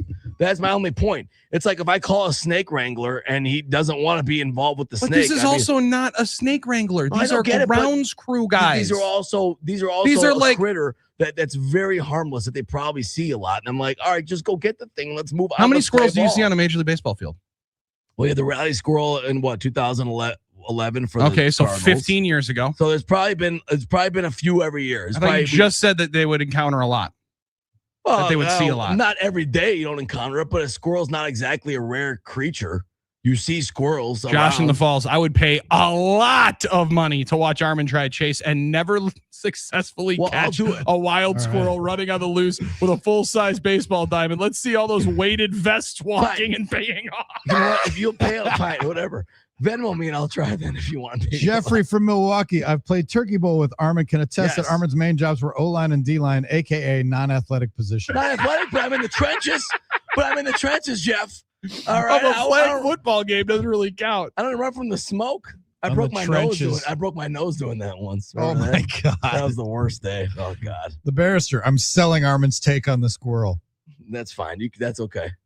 Listen, you can have your take on it. It was sort of like my take on Dan Needles playing those golf courses. Our friend Benny and Merton, he could help us out here. Benny knows. He said, Armen, I love you, but I would love to see you try to catch a chicken or a duck, let alone a wild animal like a squirrel. Now, Benny could probably help us out, and he could bring that thing over here. He would. Benny, you got to admit, if you see the video, some of these guys were just hanging out. You have to. Benny would know. I want Benny to watch the video and tell me if he believes that. Hanging out though, but that's the thing. Like if you're in contain, You gotta contain. Thank your you, part, Drew. Yes. and then there's 10 other guys down there. What do you? They're all supposed to run around like your thing. It wasn't the soccer analogy. The 3-year-olds playing soccer and climbing around the ball. They were containing their part, and then it moved on to a different. Yeah, other guys had the job. I didn't realize Dante Hall was the squirrel. Yeah. I mean, like the human joystick out here juking awesome. 11 men on a punt return. No, that was awesome. who you're watching. here. Ridiculous. All right, FSRWI on X Twitter. If you want to see the video, I retweeted it. it. Just check it out. Buying or selling the notion of Taco Tuesday. It's alliterative. Do you have to have tacos today? You can't have tacos any other day. Does it have to be on Tuesday? I eat tacos are any you day of the compelled? week. Me too. Come on, now they're too good to miss. Why limit it to just Tuesday? Maybe some squirrel tacos today. What are we in Alabama? You're in the huddle.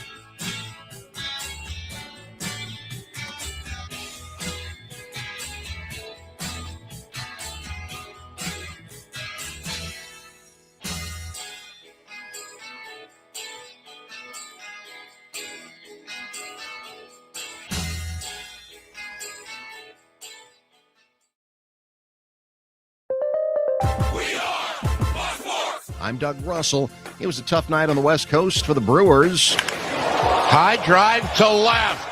Hit well.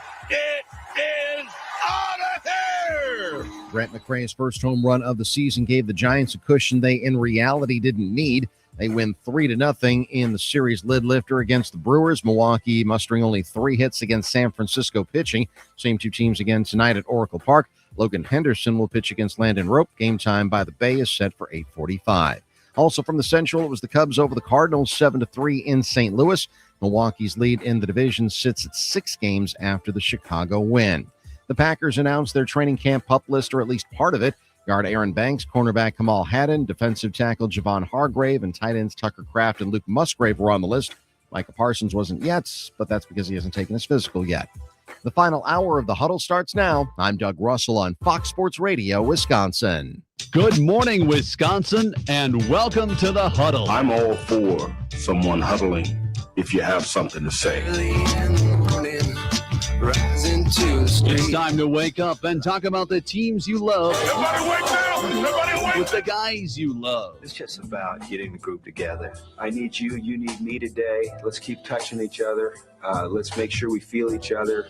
Let's make sure we smell each other's breath. Watch us on YouTube, Facebook, and X. You need 15 or 20 huddles to correlate with a number of cameras. Take the cameras off the field, then there'll be no huddles. Now gather around because it's time to huddle up. West left slot, 323 wide stick on 1. Ready, be alert for blitz. If it looks like man coverage, I'll check. I'll go 200 get. You got to cut and crack. Now cut and crack. Red right 18 Bob on 1. Ready, cut him and crack. If you look at this play, what we're trying to get is a seal here and a seal here and try to run this play in the alley. We know exactly what we got to do. All right? That's all we're going to down to.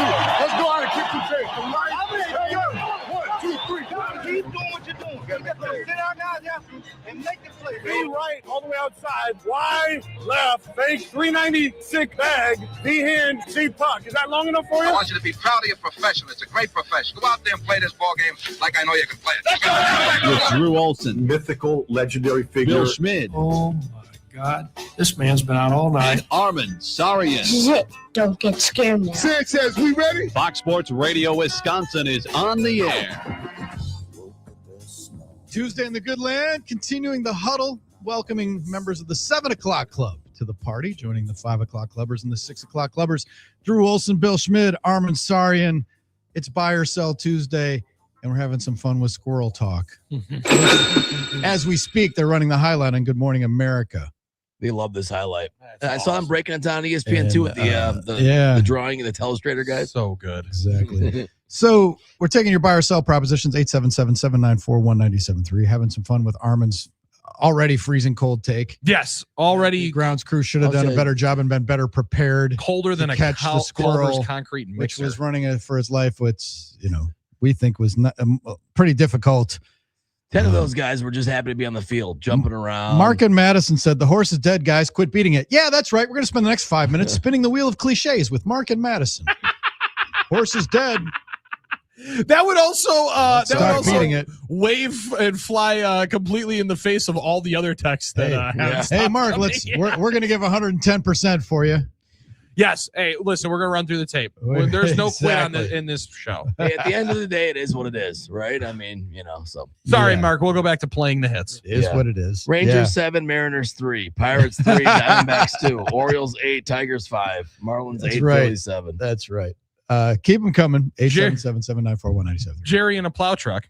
Armen, you know why you've never seen a squirrel attacking a guy's face? Why, Jerry? Because their whole existence is based off of being elusive and staying out of danger, aka not getting caught by large predators crowding around them. Yeah, okay. So I'll admit that they are trying to get out of the way, which is why the idea that they were going to jump in your face a little weird, I thought. Okay, that's why I thought that, Derek. I'm sorry. Now, there were always certain squirrels that were more they were a little more courageous and they were braver than others. We saw that. I remember during college, there were some big fat squirrels on campus that were going right up to people and trying, because people were feeding them. That's what these squirrels do. If we want to catch a squirrel, you probably need to give it some food, right? Attract the thing, Now, I will admit they probably weren't expecting this situation to occur, so they probably didn't have squirrel snacks on hand, okay, ready to attract. But there are some squirrels that will come fairly close to you. because they want a nice snack or a meal. They're not that afraid. Yeah, there were some. A squirrel that's worked its way into a ballpark, probably not. Probably not the calmest. Yeah, I would they're say hiding. But Drew, it's pretty comparable to Armen sitting in the middle of a wide open grassy field with that beautiful weighted vest on after doing one of his long patented walks. Yeah, to be able to train for a moment like that's this. The next quick, workout. elusive, like agile, I said, I've seen mobile. I've seen at least that many personnel, uniform, red shirts, trying to catch a drunk person running and weaving all around the outfield and had less success than a tiny squirrel. Well, they always catch the drunk guy eventually. Yeah. Well, we see sometimes they just pass out. I was gonna say most of the time they die out on their own accord. Will we see more Green Bay Packers players when Jeremiah Love and the Arizona Cardinals come to town for that joint practice, trying to number 4 for the Arizona Cardinals evading tacklers that way, similarly to how that horse was going. What's the problem? Is that what's going to be to watch Kyler Murray on turf? See, those are the things you worry about as a Packer fan. Oh, could be. You know what I mean?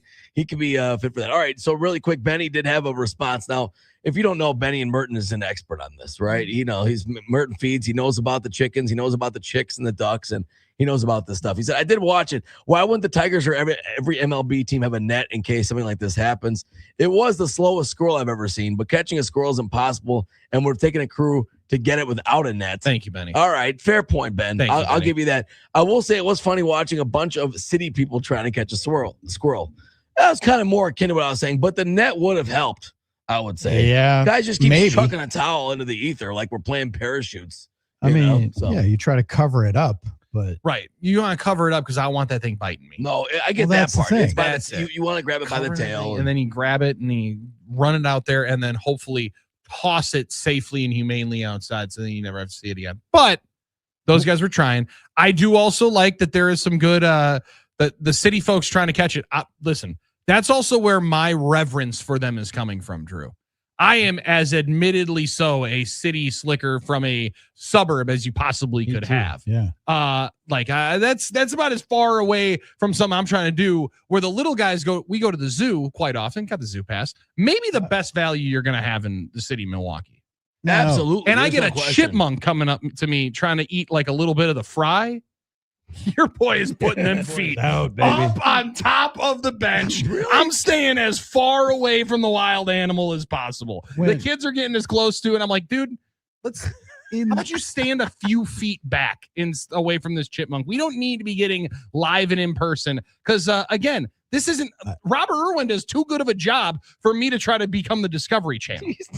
And the clip that we saw and that we reposted and that Benetti was voicing was only part of it because I just saw the earlier part where the Orioles outfielder Leody Taveras got it in his glove. Yes, got it in his glove. And so now the squirrel is traumatized, probably and deranged at that point. Yeah, and psychotic. So a psychotic squirrel it's less brown. Usually squirrels are brown. This thing is like scary looking. I'll admit that this thing is like all dark black fur here. I don't know. I just maybe it got extra scared because of the glove and everything like that.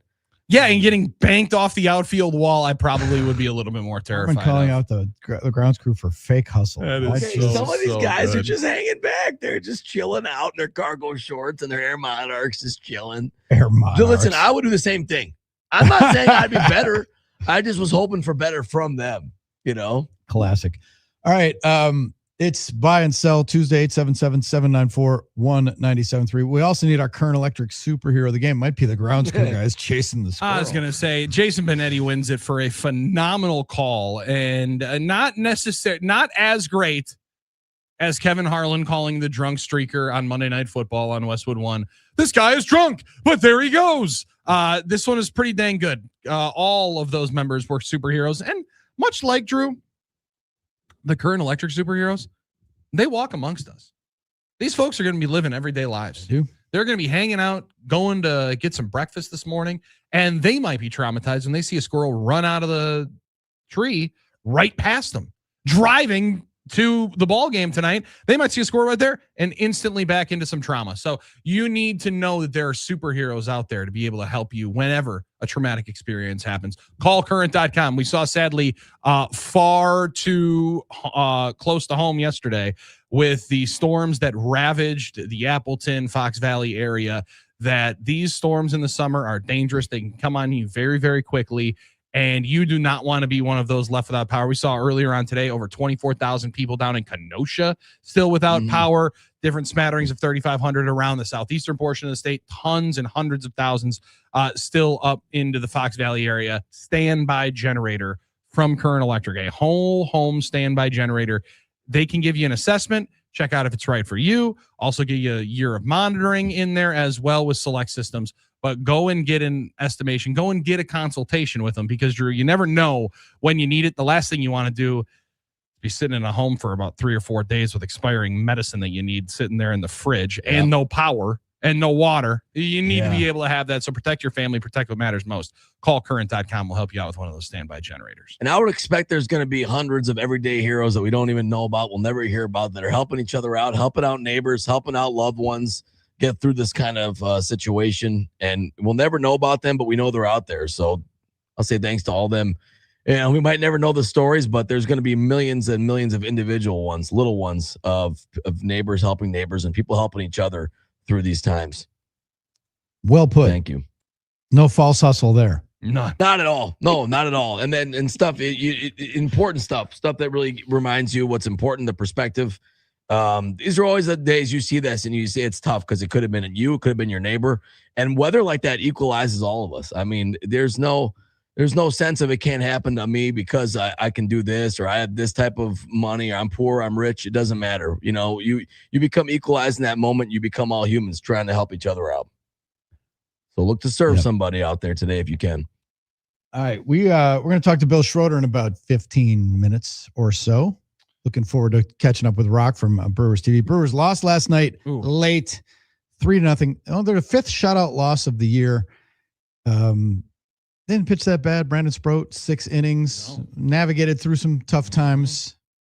They only used 2 pitchers, which was nice to give the bullpen a little breather. Yeah, and listen, whenever Garrett Stallings got called upon when they sent Lance McCullers out on his merry way, that was exactly what they were hoping McCullers was able to do last night, right? 2 innings, get us to the next day. Don't let us make us call anybody else out of the pen, get us through this mess. So it was revealed, not as an excuse, but they did spend 5 hours on the runway waiting for their flight. Late arrival into San Francisco. Not ideal when you're going to the West Coast, although I always found that traveling to the West Coast was better than traveling east from the West east. Coast. Yes, I would agree with that one for sure. So, but it can't help. I mean, I understand it's not an excuse, but it can be a reason. There's no way that's an advantage. It wasn't. It didn't help the cause, but they had 3 singles. So it's one of those games. Just turn the page. And this team's been pretty good at turning the pages. Very good at it. Now they've been extremely good in game 1 of series. They've won a ton of the first games of series. So tonight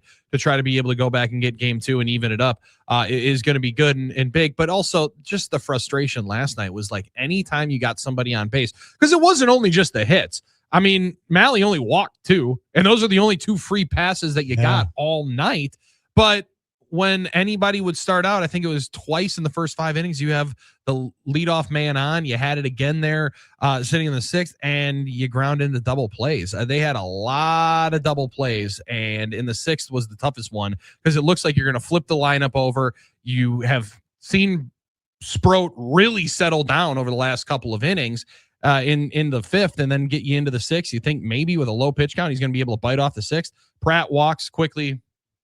Ground ball, double play, 2 hits, pitches later, and then Yelich strikes out on 4 pitches, and you're back into a 3-0 deficit. Every time they got close, Drew, they just could not get themselves out of their own way, and a large portion was because they kept rolling it in. They kept rolling into a 6-4-3 or a 4-6-3.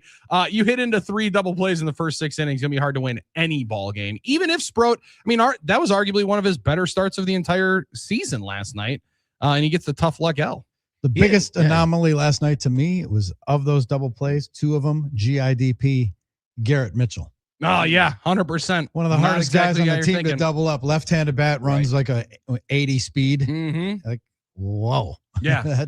And I mean, they were all sharp ground balls, too. Like, it wasn't, there weren't a lot of, I mean, you give some credit to the defense, but it wasn't like anything was ending up on top 10 plays for those double plays that they were rolling up. It was sharp hit right at you. Tough night for them. Yeah, had some goofy balls out there. The couple to Bowers. Obviously, the one he dropped was kind of weird. It's just there was some. You think that's the hardest outfield to navigate if you don't play out there much?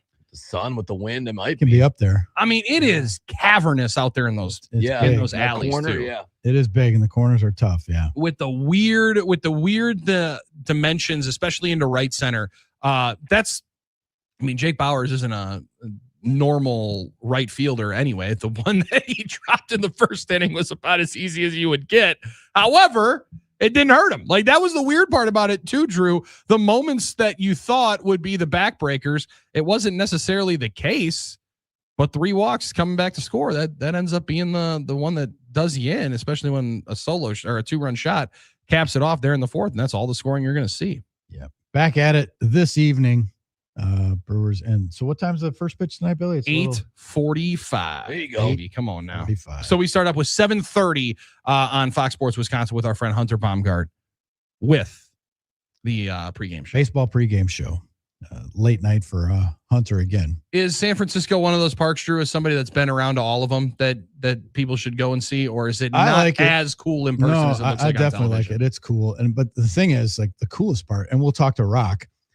I used to just pop into Rock's booth because the view there is just majestic. Oh, it looks unbelievable up top. You can see the water beyond McCovey Cove and everything. It's just a sweeping view. It's like one of those things where in like Pittsburgh, you get a good view of the city and everything, but the batter and the umpire and the catcher look like ants. I was going to say, because you're a mile and a half up in the air in Pittsburgh. Washington too. You're like way up high, but it's not as bad as San Francisco, but the view of the water and the whole thing is spectacular. It gets Pittsburgh. Now is it AT&T or Oracle? The San Francisco Stadium, always amongst the top 5 best ballparks in baseball. Like, every single rating group that comes through, whether it's SI or fan polls, it's always one of those top ones because I think of the views. But it, like, just from as a kid seeing the big old glove behind the bleachers out in left field, just the visuals of it are quirky and hilarious. And one of my favorite players is to be able to see games. I like it a lot better when I see the team win. Yeah. But it's got to be a little difficult to be hitting with that gust coming off of that water. The one thing that stands out about Oracle Park to me, it's like you get the smell memories. Okay. Like the old Tiger Stadium, the rickety old Tiger Stadium had an elevator that we used to take from the clubhouse level to the press box. And there was an elevator operator, this elderly woman named Sarah, who wore a gallon of perfume. And it would stay with you on your clothes, and you'd smell it all the way. You'd get to after covering a game and going to the bar for a couple pops, you'd in the hotel bed, you'd smell that perfume. You knew you were there. And it was like you had to hold your breath. It was like walking by the counter at the department store times 10. The Clinique counter. Sarah, the elevator operator. Well, just living in a Boston Sarah store. was in Detroit. The smell in San Francisco of the ballpark, you better like garlic. Okay. Because Gilroy's garlic fries is like a big vendor there, and garlic's big in Northern California and stuff. But they have these fries that they make that are actually pretty tasty. But it permeates the entire ballpark. Smells like garlic from the time you walk in. That's hilarious. You smell the garlic fries. Nothing like garlic water and dead fish, man. Fries that are tossed in olive oil, massive amounts of garlic and parsley. You get them like I guess the sour cream chive. I was going to say, this sounds a little similar to Saz makes, but these are garlic, and it smells of garlic. That part, it is very pungent. Listen, vampires hate that place. They in the sound seating bowl, you delicious. smell it. Yeah. They sound delicious. Everybody likes that. I was going to say, that sounds phenomenal. Sounds like another reason why to go. People would say that they have all the unique, now I think a lot of ballparks have unique and more advanced food options than just regular ballpark. Well, it's funny because the Sky Dome would smell like McDonald's, like you were working the fryer at McDonald's, because they had all these McDonald's concession stands all over the early place. at Sky Dome. I don't know if they still do, because I'm not sure what they have there. I haven't been there in a long time, but Sky Dome back in the day, a lot of the concession stands were McDonald's stands. That's funny. Like McDonald's. I remember and in San Francisco, I remember when they first opened it, called it Pac Bell, and it was a big. Are they still rolling up in those kayaks in right field to catch balls? Absolutely. Or was that just like a Barry No, Bonds absolutely. thing? Okay. Yeah, there's guys out there every night. Yeah, probably not catching nearly as many. Right. Probably not catching nearly as many in McCovey Cove as you used to. That was always a bit. Like, that was always the Kenny Mayne, put Kenny Mayne out there. I mean, they do it. The guys launching BP. There are some, depending on what the wind is doing. I was going to say BP seems like a beautiful time to be watching that thing sail into that water. Yeah. That's a good time. Pretty cool. It's one that I enjoy watching. I wish they played more day games, but 2:45 coming up on Wednesday will help. Yes, and then indeed. again, Brewers get an off day. And then, I mean, we talked about their long stretch, Drew, that they had going into the All-Star break, guys. They'll play 17 games in 17 days and wrap that run up in the middle of August with 4 games at Los Angeles. So they start this run. 2 West Coast trips. They start this run on the West Coast. They'll come back for 4 games against Pittsburgh, 3 against Minnesota, and right back out to San Diego and LA. It's not always when who you play, it's when you play them. That's not a very advantageous time to be playing LA. No. If you're trying to win the season series. Didn't help you a ton last year, but LA San Diego trip will be a run. good measuring stick, right? It's gonna be that's a good battle test. Yeah, and you'll have all your reinforcements. You'll have everything potentially and hopefully at your disposal then. That's right. We're going to take a break, and when we come back, we will chat with Bill Schroeder from Brewers TV, friend of the program.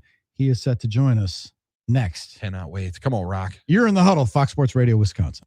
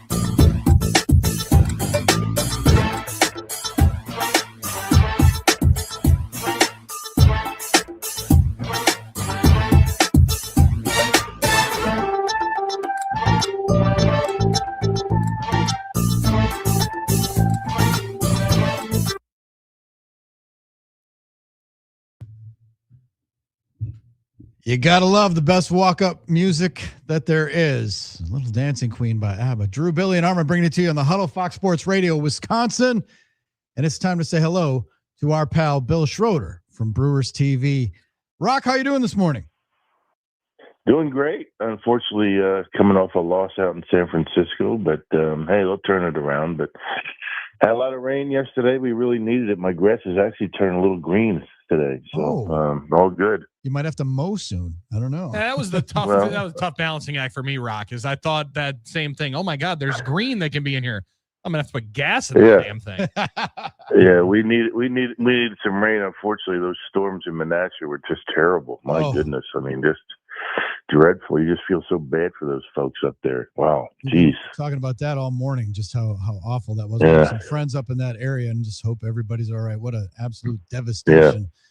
Rock, the Brewers got 3 hits last night, bit of a flat offensive performance. And then we found out afterwards, not really an excuse or anything, but they spent 5 hours on the runway because of some plane difficulty. And people who fly commercial maybe experience that. Doesn't happen very often during the major league season. What do you think? Was Dan Larea wearing it last night, the director of team travel? Were they beating him up? I'll tell you, yeah. Poor guy. I mean, and, to make matters worse, it's a family trip out to the West Coast. So, I don't know what to say about that. I mean, we've all, experienced that. My playing days, we've had, travel delays, but going all the way out to San Francisco and having to sit there that long, it had to be just brutal. But hey, it's one of those things, I mean, West Coast trips are always tough. Brewers played great, 7-2. Homestand, but hey, sometimes, you come out flat, and they did yesterday. Everybody will get over it when they have an off day in Anaheim and can go to Disneyland or the beach or whatever they want to do. Yeah, right. Well, and I played with the Angels for 2 years. A lot of off days. We had a deal. I guess Gene Autry at the time owned the club, and every time we wanted to go to Disneyland, they gave us passes, and we were able to go there. The kids they must have gone there 10 times in 2 years there. So it's great. I mean, I love Disneyland. I mean, we took the grandkids to Disney World a couple of years ago, and it's fantastic. A good time to be able to get an off day because there's not a whole lot here on the back end of the schedule, Rocky. Look at it, just 6 off days the rest of the way out. But out of those, most of them are in September. Is that anything guys can be looking at right now, or is it just every single day you're just trying to keep your head on straight and keep chopping wood because you're getting to different checkpoints of the year? But, man, when you got to run a 17 games in 17 days, it's hard for me not to think that creeps into the mind. Yeah, well, I don't think they're looking too far ahead. I mean, these guys, I mean, they've been so good all season long. They had a rough road trip last time, right? I mean, that whole 2 double headers in that trip, and all their off days. What was it? Came in June or May or June, or they had every Thursday off or something at the time when you really don't need them. But every team goes through it. So there's no whole lot of complaining going on because every team has long stretches of games, and all teams have stretches where you don't have a lot of off days. So that's the magic of the major league schedule, which makes it so difficult for the long haul. 162 games, and there are stretches in the season where you feel like, how am I going to get through this? And they do. They're young kids, and they can get through it. Talking to Bill Schroeder, Brewers TV here on the Huddle. Drew, Billy, and Armen. All right, Rock. So coming out of the break, Brewers had about as good a homestand as you can have. That was really, that gave them some wind in their sails, kept the Cubs at bay, and now it switches, and now you have 2 West Coast trips in the next 2 weeks, basically. What does that lay out? You mentioned this one's the family trip, which adds a layer to it. It's not, guys are out of their routine a little bit, Yeah, a little bit, but they've been able to, in past family trips, they've done pretty well. So it's not like everything is lost and you're out on the beach and entertaining the kids all the time. But I mean, you go through it. You have this West Coast swing. You go to San Francisco and then Anaheim, and then they come back and play the dreaded Pirates. I mean, what's going on with the Pirates this year? And the Brewers, they've only beat them once. I mean, it's one of those things where there was a time when the Pirates just could not beat the Brewers for anything. So it's kind of flipped a little bit, and then the Twins come in and then back out again. Dodgers and San Diego. So schedule's not that easy for the crew going forward. And like I said, Pat Murphy's they're gonna earn their money. It's toughest on the bullpens when you go through stretches like this, and it's going to be important for the starters to eat up some innings. The Brewers are deep in the minor leagues. You're going to see some guys coming up and down, making some starts, and working at bullpen. So it's they're going to earn the division title if they're able to get it done. No doubt, a lot of real estate left. Rock, I was telling the boys yesterday about that series with the Rockies. The Rockies, they win the opener and spoil the alumni game a little bit, which was still fun. We'll get to that momentarily. But then the Rockies make you bring in McGill and they battle you till on Saturday night. And then the Brewers kind of rolled it up on them on Sunday. But I was telling the boys and telling fans, don't take anybody for granted, because you and I were around when the Brewers were bad, and they would go into parks and play contending teams with big crowds, and they would get juice from it. I remember around the trade deadline, guys would constantly be asking me in the clubhouse, where am I going? Is anybody talking about trading for me? They want to play well to look good for potential trades or for their next job. The teams with bad records this time of year are dangerous. So the danger is they are dangerous. Don't look past anybody on the schedule right now. And you run into a hot pitcher. I mean, that can separate a win from a loss right away. Kyle Freeland, he threw the baseball pretty well. He had a 7 earned run average. I mean, he had not won a game on the road all season long. He was 0-9 away from Coors Field, but he pitched pretty well. And then the Brewers were able to get to him, and then tack on runs on that Sunday. But a team with not a whole lot to lose is a dangerous opponent. I mean, these guys are, like you said, playing for pride. They're playing for next year. They're playing to impress maybe other teams that might be looking at making a deal for them. So no team is easy. And Murph said in his post gamer after that game on Friday, no team is a pushover. You just never know. You run into a hot pitcher, you get a couple of guys swinging the bats. And I'll tell you, the Rockies, I mean, they put together some pretty good at bats. Take away what Mezerowski did in that game. That was the most unbelievable thing, and you can only imagine how demoralizing that's got to be, for a team. I mean, just to throw one fastball after another. How many 102 plus mile an hour fastballs did he throw in that stretch? I mean, this kid is unbelievable. He's a unicorn. If he's not the best pitcher that has come along in a long, long time, I'd like to know who it is. I mean, he is just so dominant. And, the rest of that game, I mean, these Rocky hitters were licking their wounds. I mean, and that's a tough way to start out a game. But the Miz, he's been unbelievable. Yeah, Drew hit it on the head yesterday, Rock. He said, I think Miz would have K'd up the 27 Yankees with the stuff that he was bringing to the mound on Sunday with that kind of heat. Did the 27 Yankees ever face anybody throwing 105 miles an hour? I don't know. Bob Feller, they said, was the hardest thrower back in those days. But, I don't know, how they register speeds.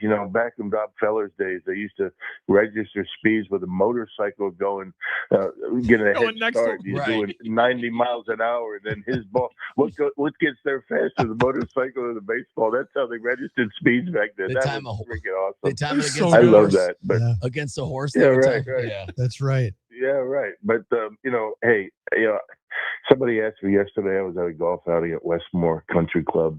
We got in about 6 holes, and then the heavens opened up on us. But he said, how tough is it to hit a guy that's throwing that hard? I says, I don't know. I would imagine it's even tough to catch a guy throwing, that hard. But the way Mezerowski is always around the plate, he's not throwing balls against the backstop and spiking fastballs. He's got to be a guy that he's about as easy a guy to catch that throws that hard as there is, because most guys that throw that hard, they don't know where the ball's going half the time, so and then you got to catch them for like 5 innings, and it's a little bit more difficult than day games for catchers, hitters, umpires, and all that kind of thing. So he's something else, and we're just so fortunate that we have to get to watch him every 5th day. Do you catch a guy like that in the pocket? You got to put a sponge on your palm. Like, how do you try to catch it in the web? Like, what do you do? Well, you don't have your whole hand in a catcher's mitt. I mean, the end of your fingers are basically in the glove, and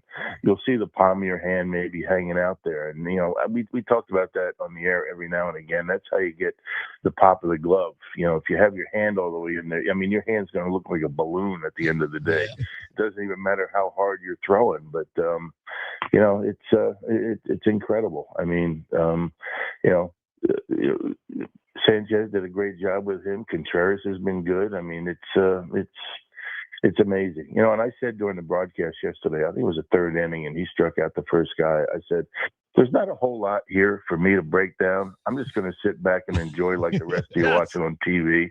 Because what do you say? Oh, another 103-mile-an-hour fastball that's up in the zone that they swing through. I mean, you get spoiled. I mean, he's so good that you get spoiled. And anytime he gives up a hit, let alone a home run, you're amazed. I mean, how does the guy hit that?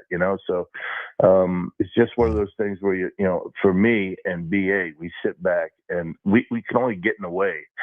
And when we're watching a guy like that and what he does, it's amazing. When the curveball's 92, yeah, it's got bite. Practice for that. 98-mile-an-hour cutter, it's like, you've got to be kidding me. I mean, it's like nobody sees that anywhere, No. So I like your unicorn comment there, Rock. Now, all right, Rock, so the Brewers lost Friday against the Rockies, and that set the stage for the alumni game, which was an absolute blast. And watching it, I got fantasy camp vibes. It reminded me of a fantasy camp game in many ways. And I know there were some fans that thought Ben Sheets was going to be out there and throw his 2004 12-6 curveball and be trying to, maybe buzzing the tower on guys if they leaned in a little bit. But it was a lot of fun regardless of what happened. What was it like for you to watch that? It was great just seeing those guys out there, and you're right. I mean, I see a lot of those guys at fantasy camp, a lot of those coaches, and, I was campaigning for, down there and talking to them about maybe coming to fantasy camp someday. And, but, Ben Sheets, he did throw one. It looked like one of those lobs that, who was it that threw that? Dave LaRoche. LaRoche. I mean, he didn't have quite the rotation on it and the spin rate on that curveball that he did back in the day, but it was fun to watch. And Randy Wolf, how about that? I mean, that really was amazing. And then they do the bomb and right at home plate. I mean, you just can't you can't write it up like that. I mean, it'd be a cheap movie to think that would happen, right? I mean, predictable, but he did it. He hit it hard. Doug Davis gave up the homer, but we had a great time. BA did a great job, doing that, doing the game, and that was being piped through the stadium, which is a little bit more of a challenge for he and I. So I kind of backed off a little bit, but BA did a great job with that, and the crew brought it to the folks on TV. It was just a great combination of efforts by a lot of people. Us watching on Brewers TV, when I picked up and realized that BA was being piped through and you guys were being piped through the stadium, was when I saw guys laughing at the jokes that you guys would have. At one point, we thought you guys had earpieces and everybody. No, it was just that sound. It's cool to be able to celebrate that, Rock, because there's so many guys. A lot of people might omit Brad Boxberger when you're writing through that. But my man pitched a ton and had some of his best years in his big league career in Milwaukee. How cool is that to be able to celebrate those guys where their best moments in the bigs were in Milwaukee, and they were able to bring, a lot of them, their young families there who may not have gotten to see how cool Dad used to be. Yeah, you know what, and all these guys. I mean, everyone to a person. Every time they're asked to come back to Milwaukee for an event like that, or even just to come and sign some autograph, they can't wait. They jump on a plane and they can't wait. When you talk to former players that have been through Milwaukee, whether it be maybe for a couple of months or maybe for 10 years. I mean, they always say that Milwaukee was the best stop they ever had. And I think that starts up top, and, the management and, Dan Larea, welcomes the kids and, they got the family room down there and it's a family organization. It always has been, it started out with the Seeligs. And then once Mark Ananazio and Debbie took over the organization, they continued all that. I mean, the kids are welcome in the clubhouse. You see them maybe now and again on the field before batting practice practice starts. And, these guys are away from their families quite a long time, during the summer, even when they're home, they're at the ballpark at 1 o'clock getting their work in. So they try to get the families involved. But, all these guys, when they get together, it's amazing when you see them, and I can tell you the same thing with the fantasy camp coaches. You might not see a guy for a whole year, but there's no warming up. I mean, you pick up right where you left off when you were playing against these guys, or when you were watching these guys doing their games on TV. It's one of those fraternities that, it's just great. It's great to be a part of. Yeah, you guys had Sheets and Braun in the booth. Both of those guys are just hilarious in their own ways. Or Ryan is just so polished, but Benny will say anything, and he let make it fun of himself. Rip. I mean, he's honest. He's honest to a fault sometimes, but you just love how great that he just says it like it is, and he's always been that way. And great to have him up in the booth. And Brawny's Brawny. I mean, he's kind of like his answers on a lot of these interviews are like out of interview 101 books. It's like he doesn't really get in there too deep. He's kind of like Yelly in that respect. You're not going to get a whole lot of inside information out of either one of those guys, but they're awesome. And it was great to watch those guys interact down on the field and in the clubhouse. Yeah, I love seeing Brooks Kieschnick come back. That was my favorite part. Guy. Oh my gosh! You want to talk about my favorite? And the huge trophy Randy Wolf got. How do you stuff that in the overhead? Yeah, right. Bigger than him. You got to deconstruct it and bring it in pieces, back there. But it was great seeing the pineapple, Manny Pena coming back, and and Jeff Bianchi. It's not the everyday, the big names that they brought back. They brought a cross section of Brewers that was fantastic. I was joking. I saw Jeff Houston, the Rockies broadcast team. I saw him in the press dining room. I'm like, hey, Huey, they might need you for a couple innings. Can you go lace them up? And he just laughed. He said, not a chance. No chance. Yeah. Did they pressure you, Rock, to suit up? I know BA was lobbying. Well, no, I mean, they said, how come you're not down there playing? First of all, I'm pushing 70. And second of all, I never played at Miller Park / American Family Field. Those were the guys that were there, so that was my excuse. So I didn't have to come up with some lame excuse why I didn't go down there. Everybody was wondering why I didn't go down there and catch. Getting down in the crouch, that would not be an issue, but getting up from it, that would be the problem. That's the most important part of the crouch is getting up. If those are the fantasy camp vibes, I'm glad that I asked my parents from ages like 8 to 14 every single year for Christmas to go to fantasy camp until my mom finally sat me down and said, Billy, that's for older guys. You can't go. They don't want a 13-year-old running around. But I'm getting close, Rock. Soon enough, I'm going to be of age, and then I'm going to be joining. Because if that's the kind of vibe you're getting, that's a week that everybody's got to be at. Yeah, and fantasy camp is sold out for 2027.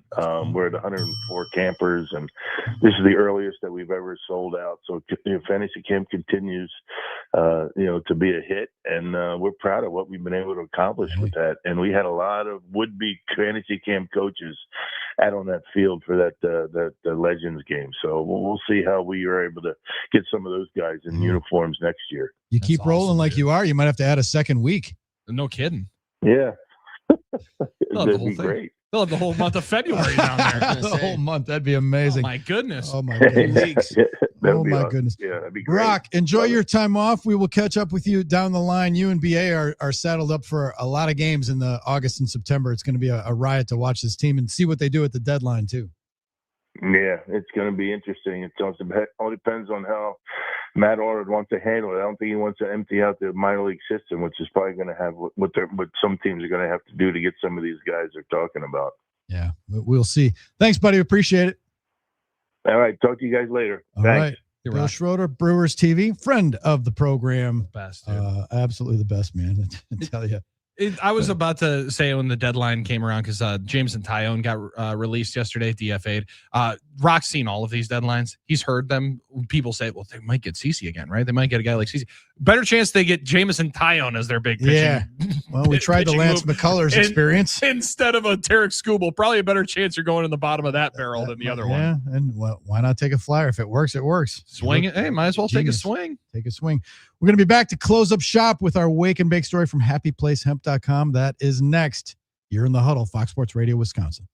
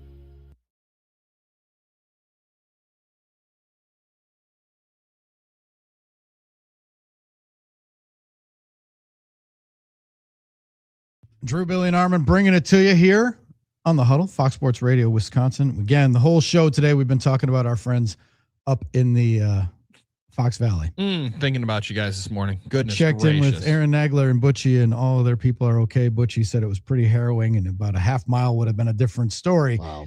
And in honor of Butchie, our buddy Paul Hansen has a deal for you. Beautiful now deal, through the end of the week, 50% off all Iron Jock large logo hoodies and tees if you use the code Butch50.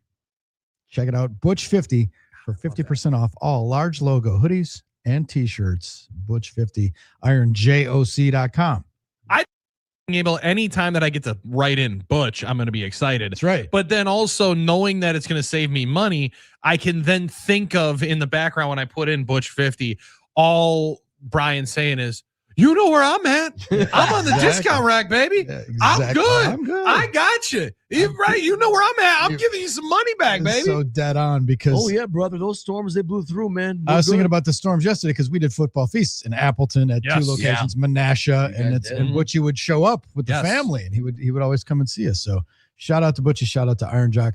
Time for our Wake and Bake story of the day, brought to us by HappyPlaceHemp.com, purveyors of the best CBD products you'll find anywhere. Drift seltzer, Drift gummies, CBD products.